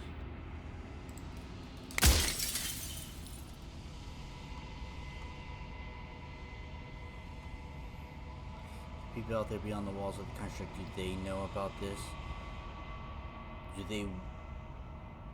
Do they know what you want me to do to them? What is the princess? Did you make her to... She is the shifting mound, the ebb and flow, the capacity to change. She is transformation, or most of it. Her nature is why I had to die, for she becomes that which others perceive her to be. But an echo can't perceive things, not in the way that people can. So I tucked a part of myself into the folds of this construct to guide you. This isn't the end just yet. You can still destroy her and save everyone. You were made to do this single task, and you will still have a chance to fulfill your purpose once I'm gone. I get it. Some of it.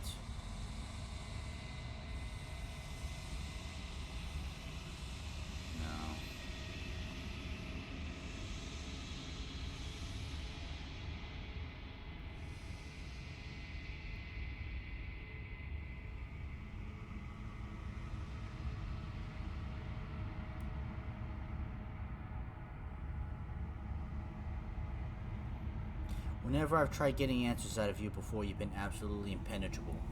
Why are you suddenly being so open? Her nature is to become what others perceive her to be. If you actually knew what she was, if you knew her capabilities, a single intrusive thought could have instantly ended the entire world.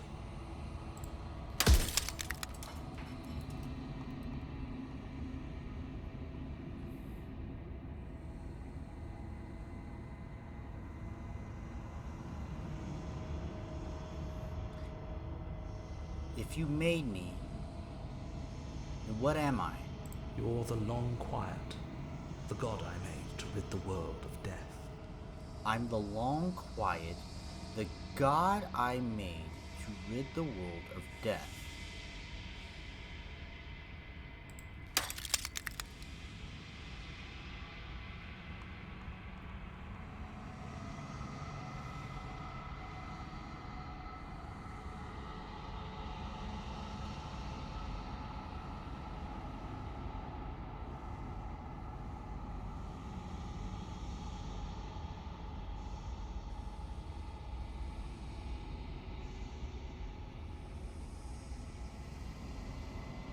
Who cares about that? I've tried it plenty of times.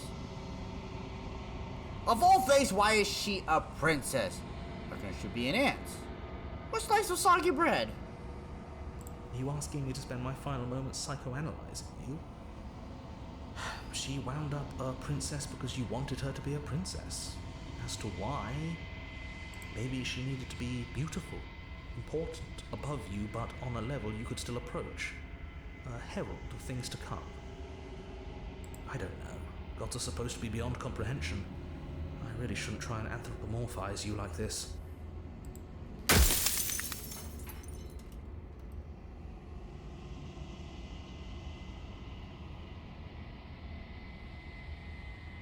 It has no feelings. I don't want to ask that.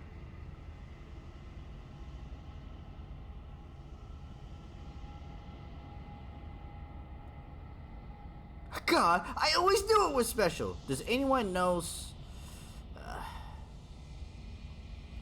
Does anyone else know about this? Does anyone else know about us? Of course not. The only way this construct could function was if nobody knew what it was doing. But the bones of the universe are old. It's on the cusp of its dying breath, and the people out there are consumed with thoughts of oblivion. When the patterns are wiped from the sand, when the board is reset, who will remember them? All I've done is give them a chance to live outside of the shadow of the end.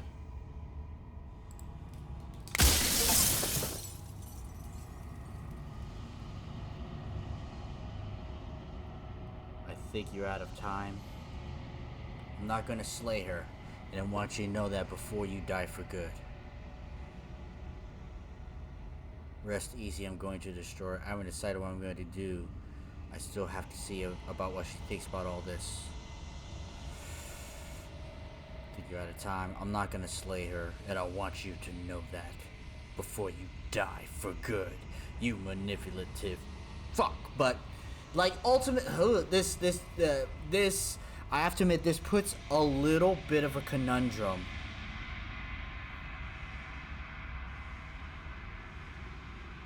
Obviously, if you have an ultimate purpose. But see...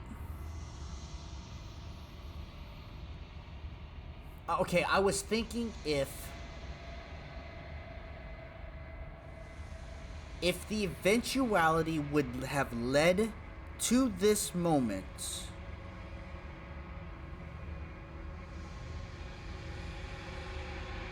that the constant thought that you must slay her is all leading up to this moment.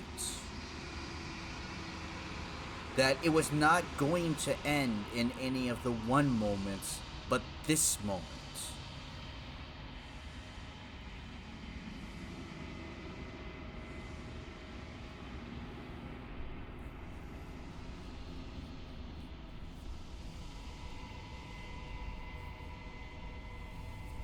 Or it could be that the narrator's a dick. I choose to believe the narrator's a dick. Well, there's no reasoning with a god, even one you've woven into existence yourself. I've said my piece, and my time is up. It's like I said, I'm just an echo, and echoes always fade away.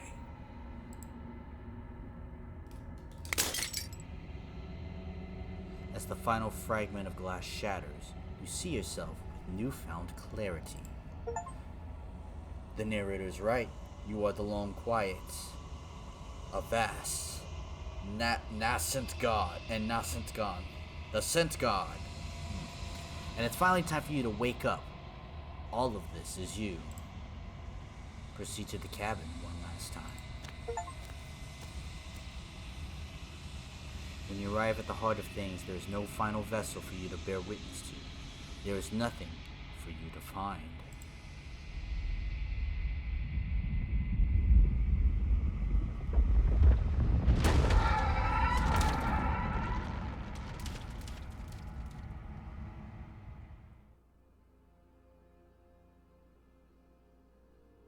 I can finally see you, and you can finally see me. It's been so long, and my heart has ached for this moment. I've missed you dearly. I've missed you too. Do you know about the echo? Did you hear our conversation? I'm the Long Quiet, but I don't really know what that means. What happens now? I've missed you too. She unfurls an endless cascade of smiles in response, and then patiently waits for you to continue. Do you know about the echo? Did you hear our conversation? Every word you spoke found its way to me. I know him, and I know his construct. He was deluded by his fear of death. Pay him no mind.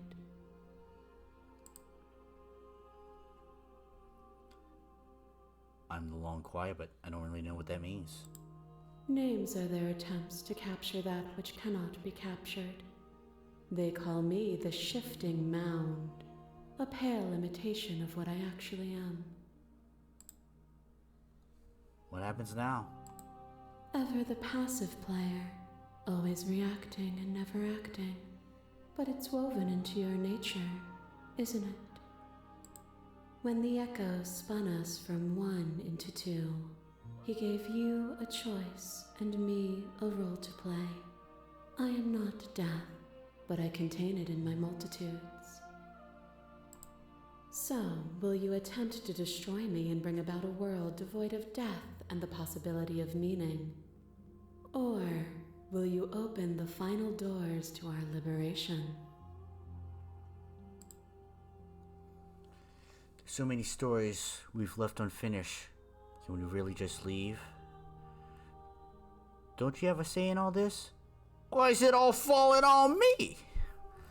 Let's talk this through. I still have so many questions and the answers before I make a choice. If I let you out, an entire world ends for good. I can't do that. If you were always going to become this, then what was the point of me doing anything? Didn't even matter what roads I walked if all of them would have led to this moment. There has to be another way. This can't just come down to either me destroying you or letting you out. I won't do it. I was told what was to happen when we reach this point. Slay the princess. Slay the princess. I think it's time for us to leave this place, but I don't know how to leave or where to go. Wow. Hold on.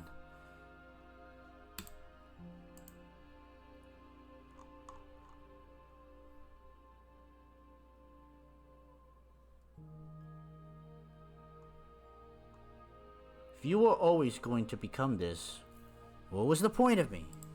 If you're saying that, it's because you don't yet understand. But we cannot use words alone to grasp at things that words cannot express. And you cannot rationalize with logic that which defies it. Violence and passion are dances that both of us know well. If this is what it takes to enlighten you, then so be it.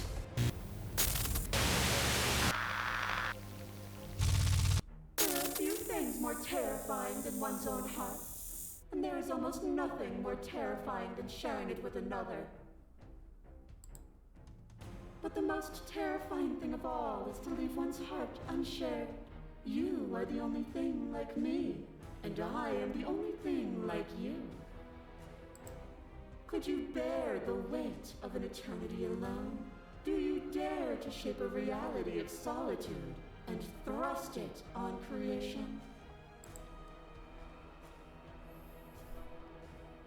Address this vessel's statement directly. Appeal to your shared humanity. You speak about life and death and change and stagnation, but that isn't what this has been about. Reject her authority.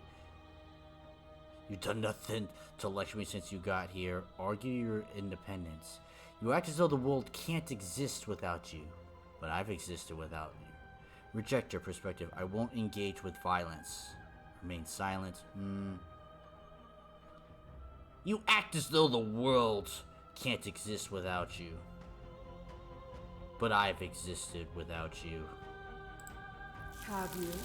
Or is what you think of as independence merely an illusion? Without me, you can have no contrast. And without contrast, you have no shape. A web of nerves, lain upon a web of nerves, lain upon a web of nerves. The shade of a beautiful beginning we can never return to. Where did you end and I begin? When you felt what it was to be me, we held on to each other and pierced the veil of truth. Will you abandon that curiosity now that we are no longer joined in physicality?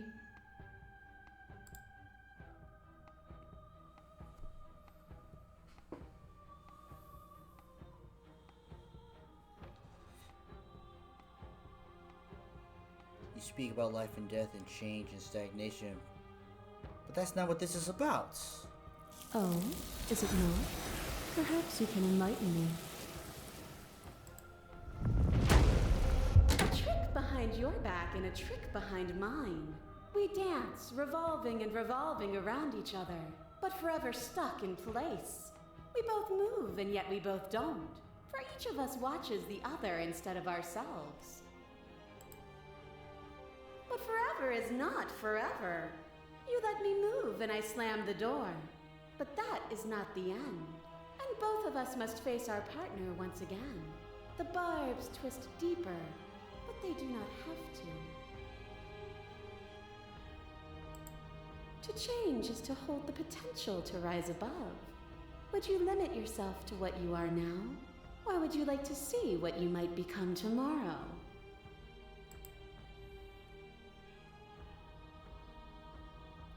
Continue to appeal to shared humanity.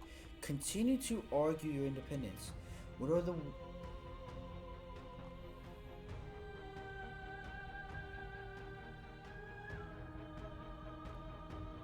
This has always just been about us. Two people forced to hurt each other again and again and again, but we don't have to hurt each other anymore.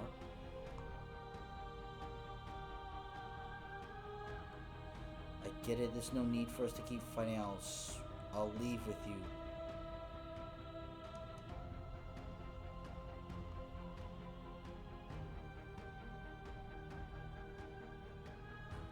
What are the woods? What is the cabin? What is the time we spent apart, if not me existing as myself? I want to continue with the humanity. You cling to your notion of pain and suffering. There is beauty in ugliness, and love in conflict. Your lover tried to stake into your body, and another, and another, and another. Do I miss your heart because I can't stand to see it go? But the stakes meant nothing to you. You had a desire, and you set that desire free. You lifting me and me lifting you. Forever and ever and ever. Consumed by true belief, there was nothing that could hold us back.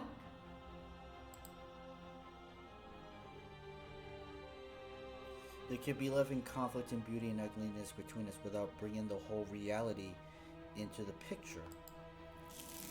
We are the whole of reality.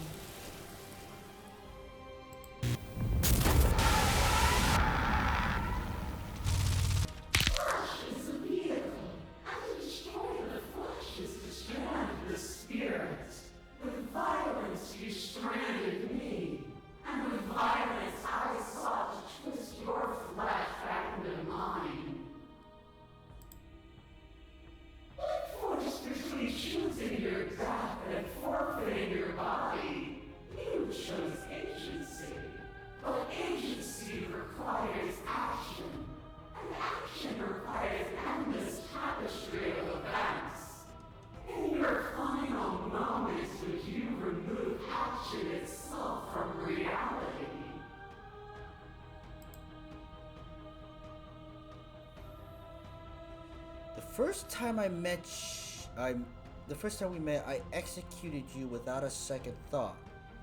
At the end of my confrontation with your spirit, I hurled you down a bottomless pit.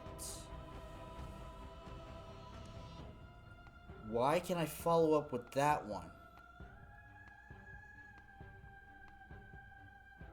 We're not the whole of reality. Why won't you see me the way I still see you? Why won't you see me for what I am?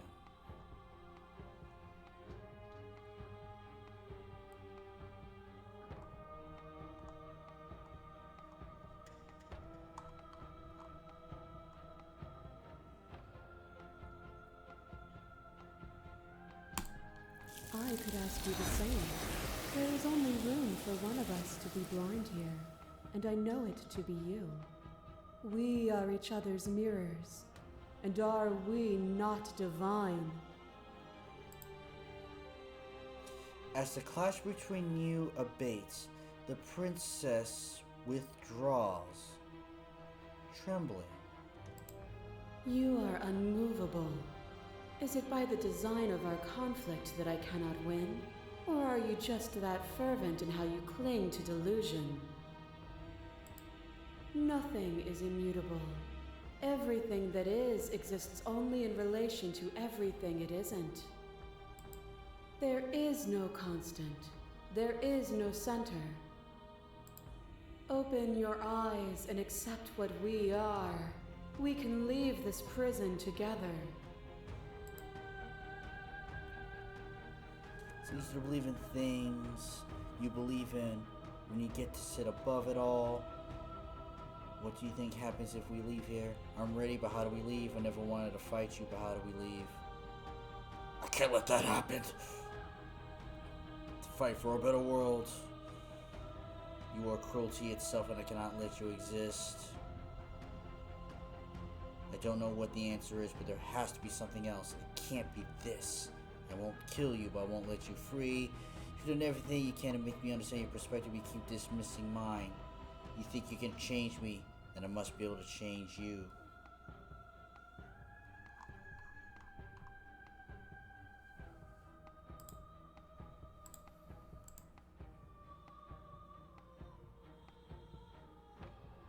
What do you think happens if we leave here? This universe dies, and a new one is born. And that one dies, and a new one is born. And you and I get to witness it all, weaving a tapestry of life wherever we go.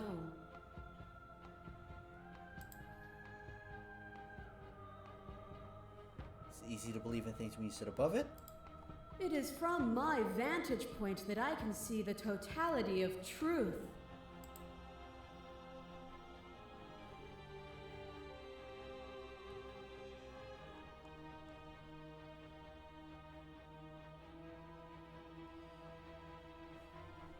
I can change her. I can fix her. What I offer you is not perspective. It is truth.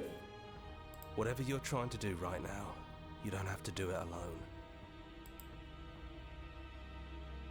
Which hero are you? I'm all of them, I assume in the same way that you're all of you. You have no idea how good it is to hear you. I could do this alone. No, where's everyone else? How are you supposed to help? I thought voices weren't allowed here. I thought you died when I looked at the mirror. You don't have any idea how good it is to hear you. It's good to be here. Seems like you've been doing all right on your own, but she's too many things at once out here. If you want to get through to her, you need some way to get past all that divine confidence.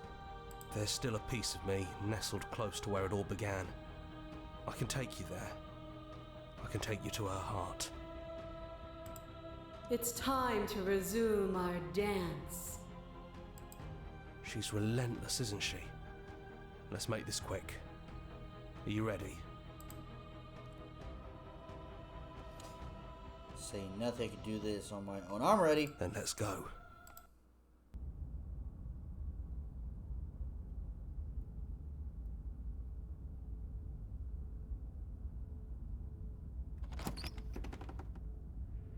And here we are. I'd say we were back where it all started, but I guess it's a little after that, isn't it? Do you need me to describe things? I'd like that for old time's sake. Is it just you and me? Did anyone else make it in the cabin? Is the narrator really gone? Take the blade. Is it just you and me? It's just us. I think the rest of them are still out there, jumbled up in the rest of her. Oh, shit.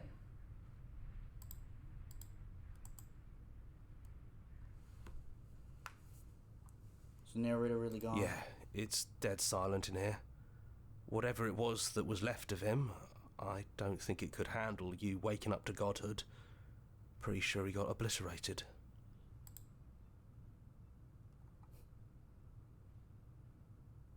Good riddance. I'm probably going to click that. I don't actually know how to feel about him being gone. It's funny, after everything put us through, kind of sad to see him go. Good riddance. Yeah. He really put us through hell, didn't he?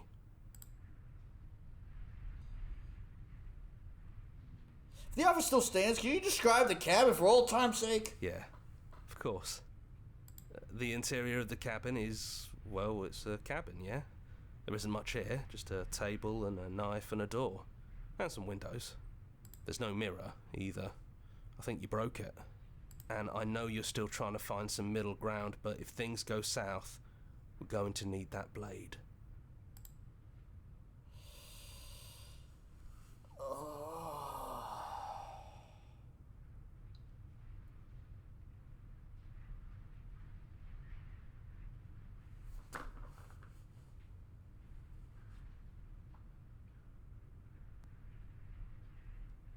It's the name of the game.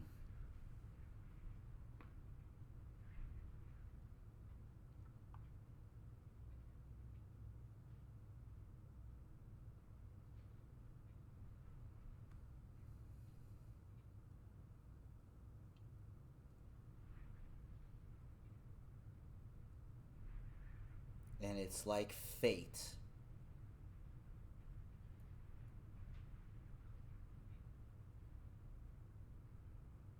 It's destiny.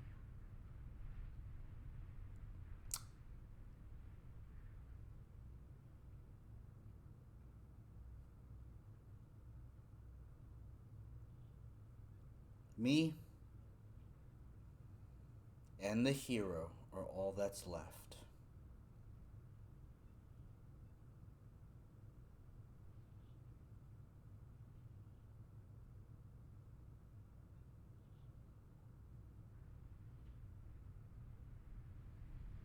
Because we're special.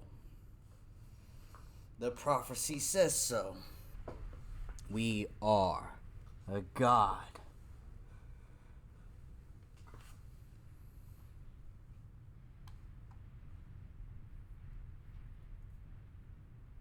I came here to slay the princess.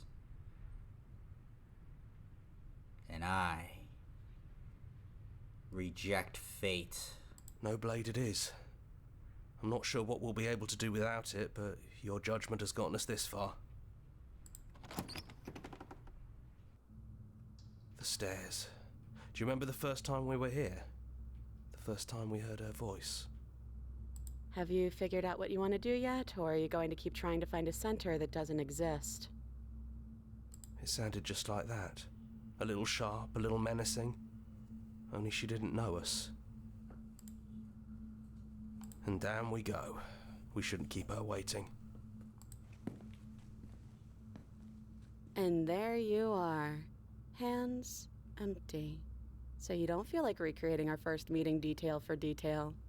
I wonder what else will be different. Maybe there's still room for us to chat before the final curtain call. What do you say? Sit with her.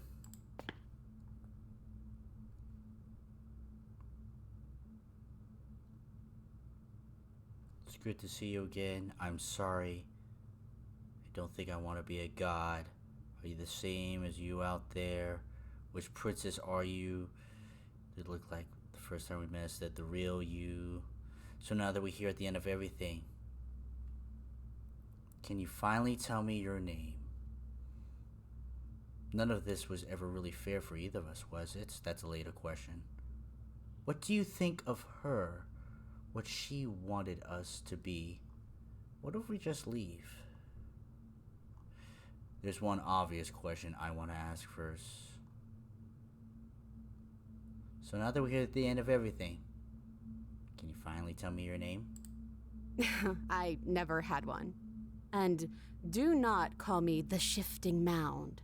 It's too much. But I've always been a princess to you, right? So why don't we stick with that? And that's fair. And as for you, well, Hero works for me. I was actually just thinking that I don't know my name either. But that's me. You know, I think I like that. Oh, you would.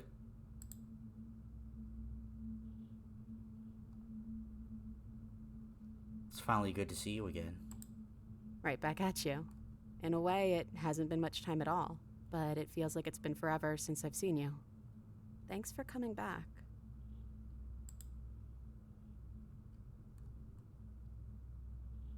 Look, I'm sorry for all the times I've hurt you.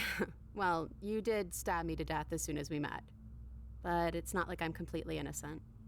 We both took things a little far. Still, apology accepted.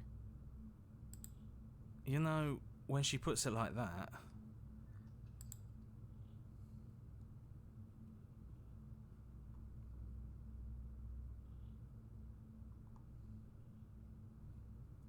what do you think of her? What she wanted us to be? I don't think she's the sort of thing you can really disagree with. It doesn't matter if she's right or wrong because she exists. She's this big, unrelenting force, and there's no arguing with her. But I guess that was the question out there, wasn't it? And it was the question before you came down here, too. Should she get to exist? I'm glad you didn't bring that knife with you. And I don't want to be her, if that's what you're asking. I think I just want to be me. yeah, I'm happy not to be everything. Just being us is plenty.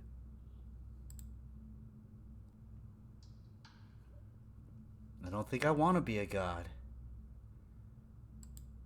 Doesn't matter what we call ourselves. It's just another label, and I don't think labels have ever helped us. All they do is cram us into boxes where we don't fit. Just like this cabin.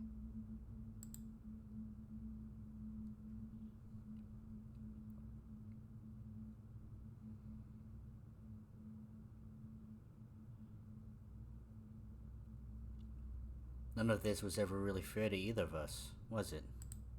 No, it really wasn't. But just because it hasn't been fair doesn't mean that it hasn't been worth it. I'm really glad I got to know you.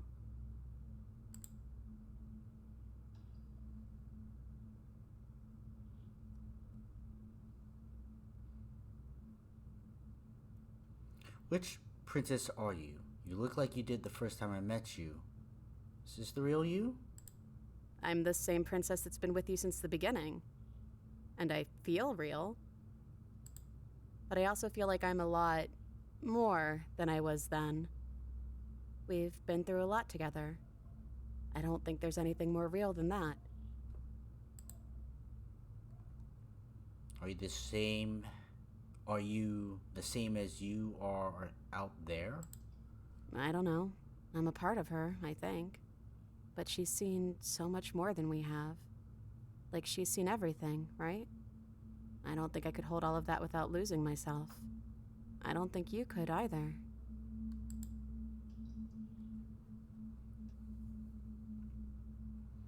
What if we go grab a bite to eat? Do you know where this cabin is? Because I don't. I don't even know what's supposed to be outside other than us. What would even happen if we leave? What would that even mean? Take her hand in yours. I don't know, but I've always wanted to leave with you. I just didn't like being a god. Want to walk through that cabin door as we are, just you and me. Not knowing what it means is why I want it. We knew everything out there, but we don't know what this I want to know this. Doesn't matter what happens or what it means. What matters is that we're leaving together. That's all I want. I want to silently put my hand into hers.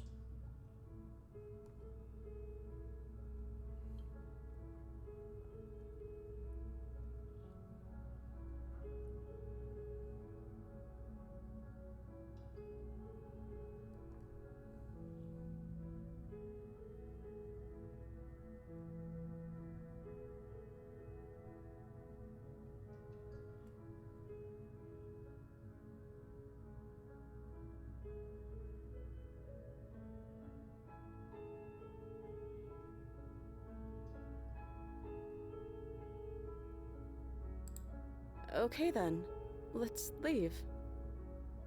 I think I'm gonna stay right here. Whatever you're doing right now, wherever you're going, it feels like it's for just the two of you.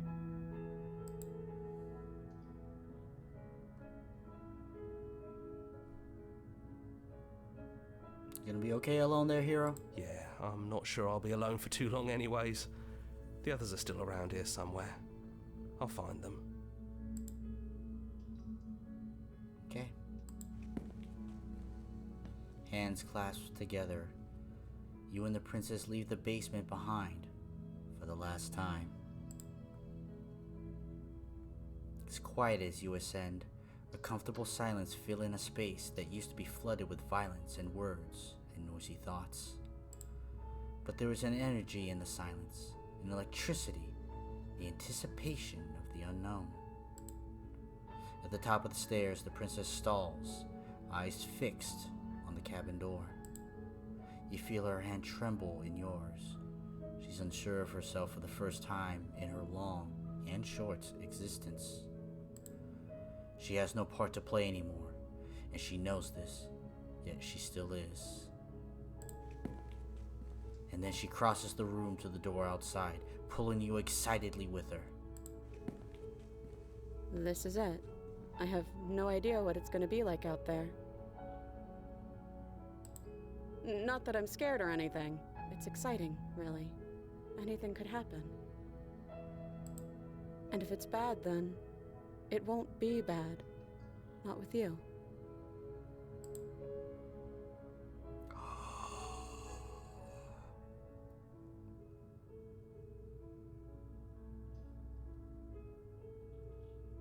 I have to.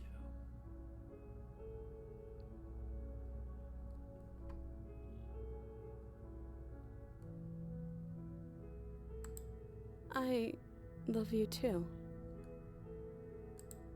But I'm trying not to be sappy about it. Don't make me get all emotional.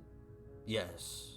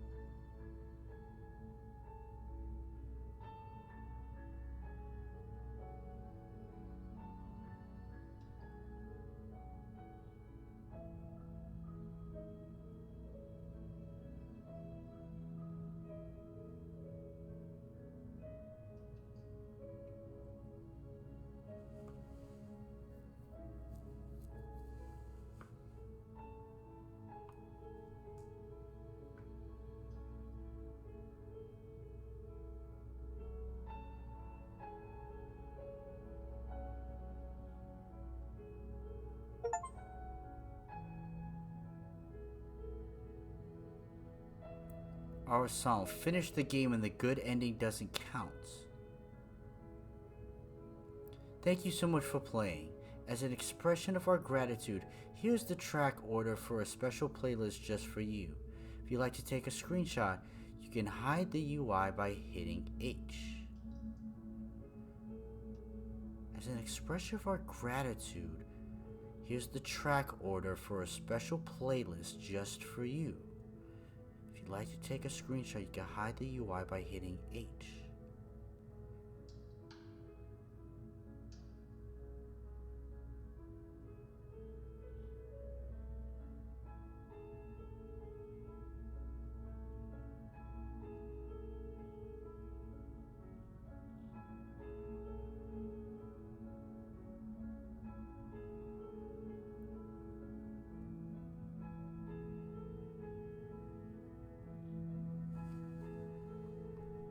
I have video footage.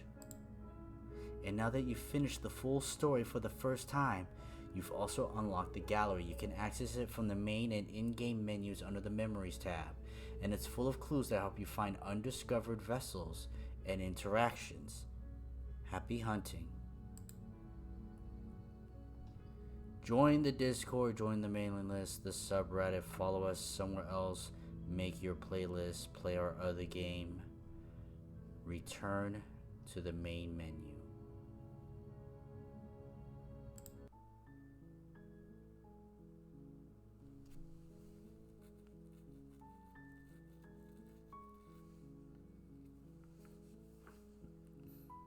That was Slay the Princess. And Alexander, we did not get tricked into a sim visual novel. The very first screen is a warning screen that there are horror elements and stuff. But it also told you that it was not a horror game. This is a love story.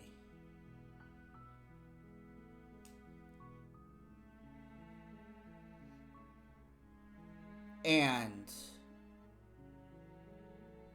it feels like towards the end, your options, which side of you wish to appeal with, or which emotion or which consciousness you'd like to use,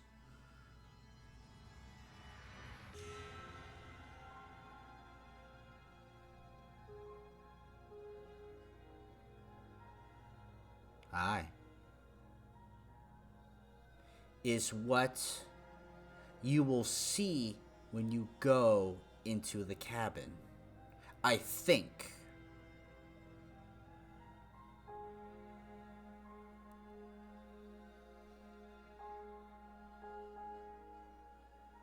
Thinking game mechanic wise of how it's broken down, I kind of have theories about it in my head, which is fun.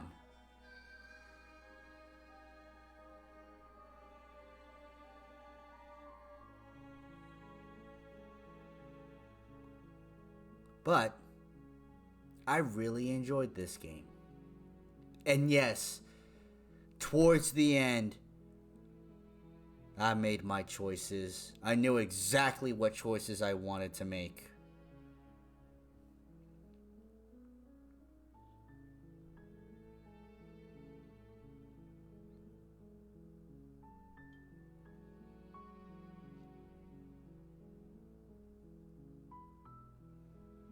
What a game. What a game.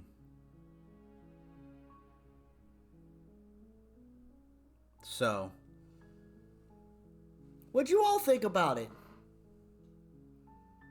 How was it watching it again, Coolio? What'd you think, Alexander? If Moxie, if Bro, if Donut, or whatever is still awake. Some may not have opinions. Some may have wanted a different ending. Sorry, whenever I try to click out or something.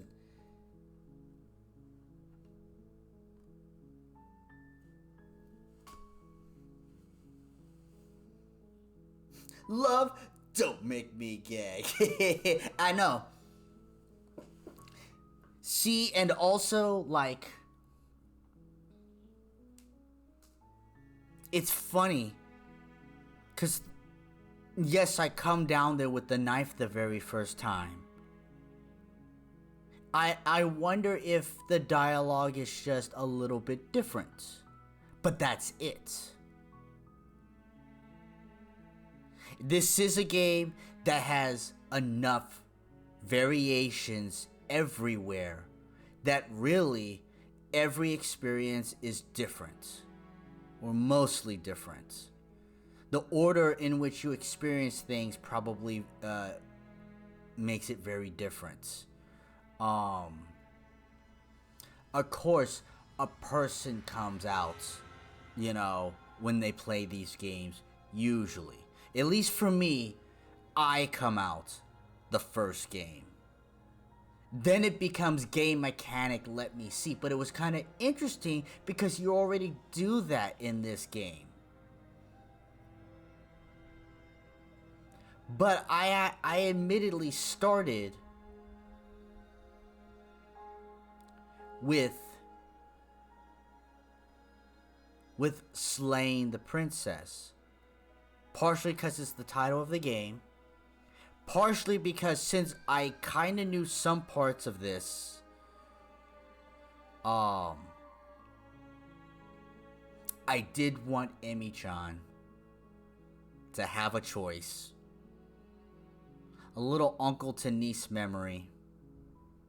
One that suits her very well.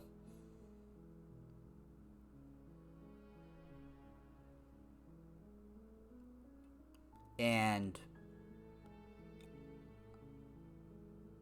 I will say, this is not the last we've played this game.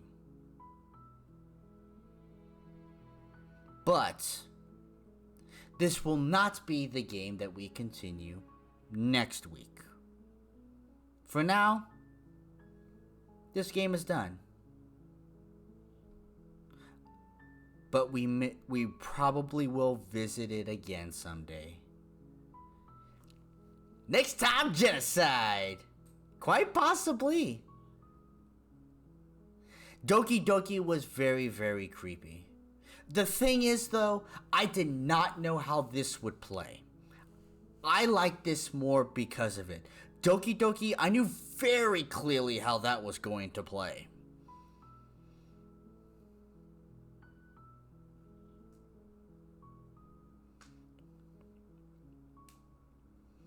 And that's the difference. I knew how Doki Doki was going to go down. Yes, Monica was great at the end.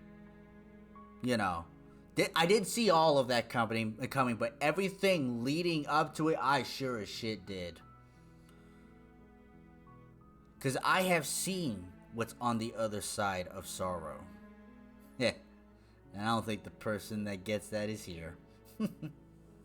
Alright, it is late. I have work tomorrow. That is it for this game. And see, I could never... See, I'm glad I could play this, Alexander, because I have not played or seen this game. So I could have the experience it is meant to have. I had played Doki Doki long before. There's no way...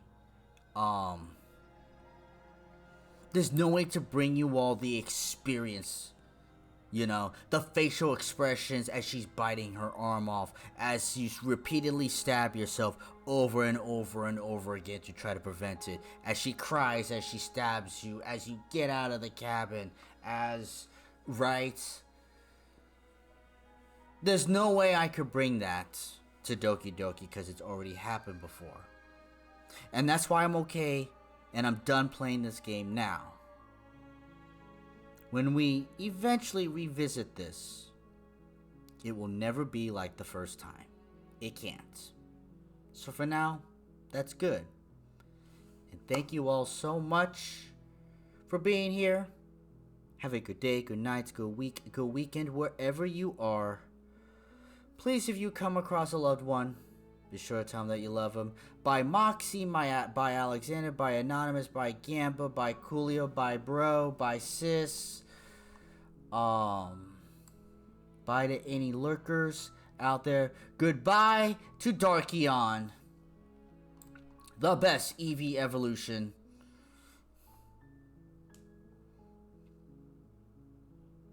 Nice, top game, huh? I can see why. This was great. I looked forward to this game. I was not disappointed. Fantastic game. Good night, everyone. See y'all next time.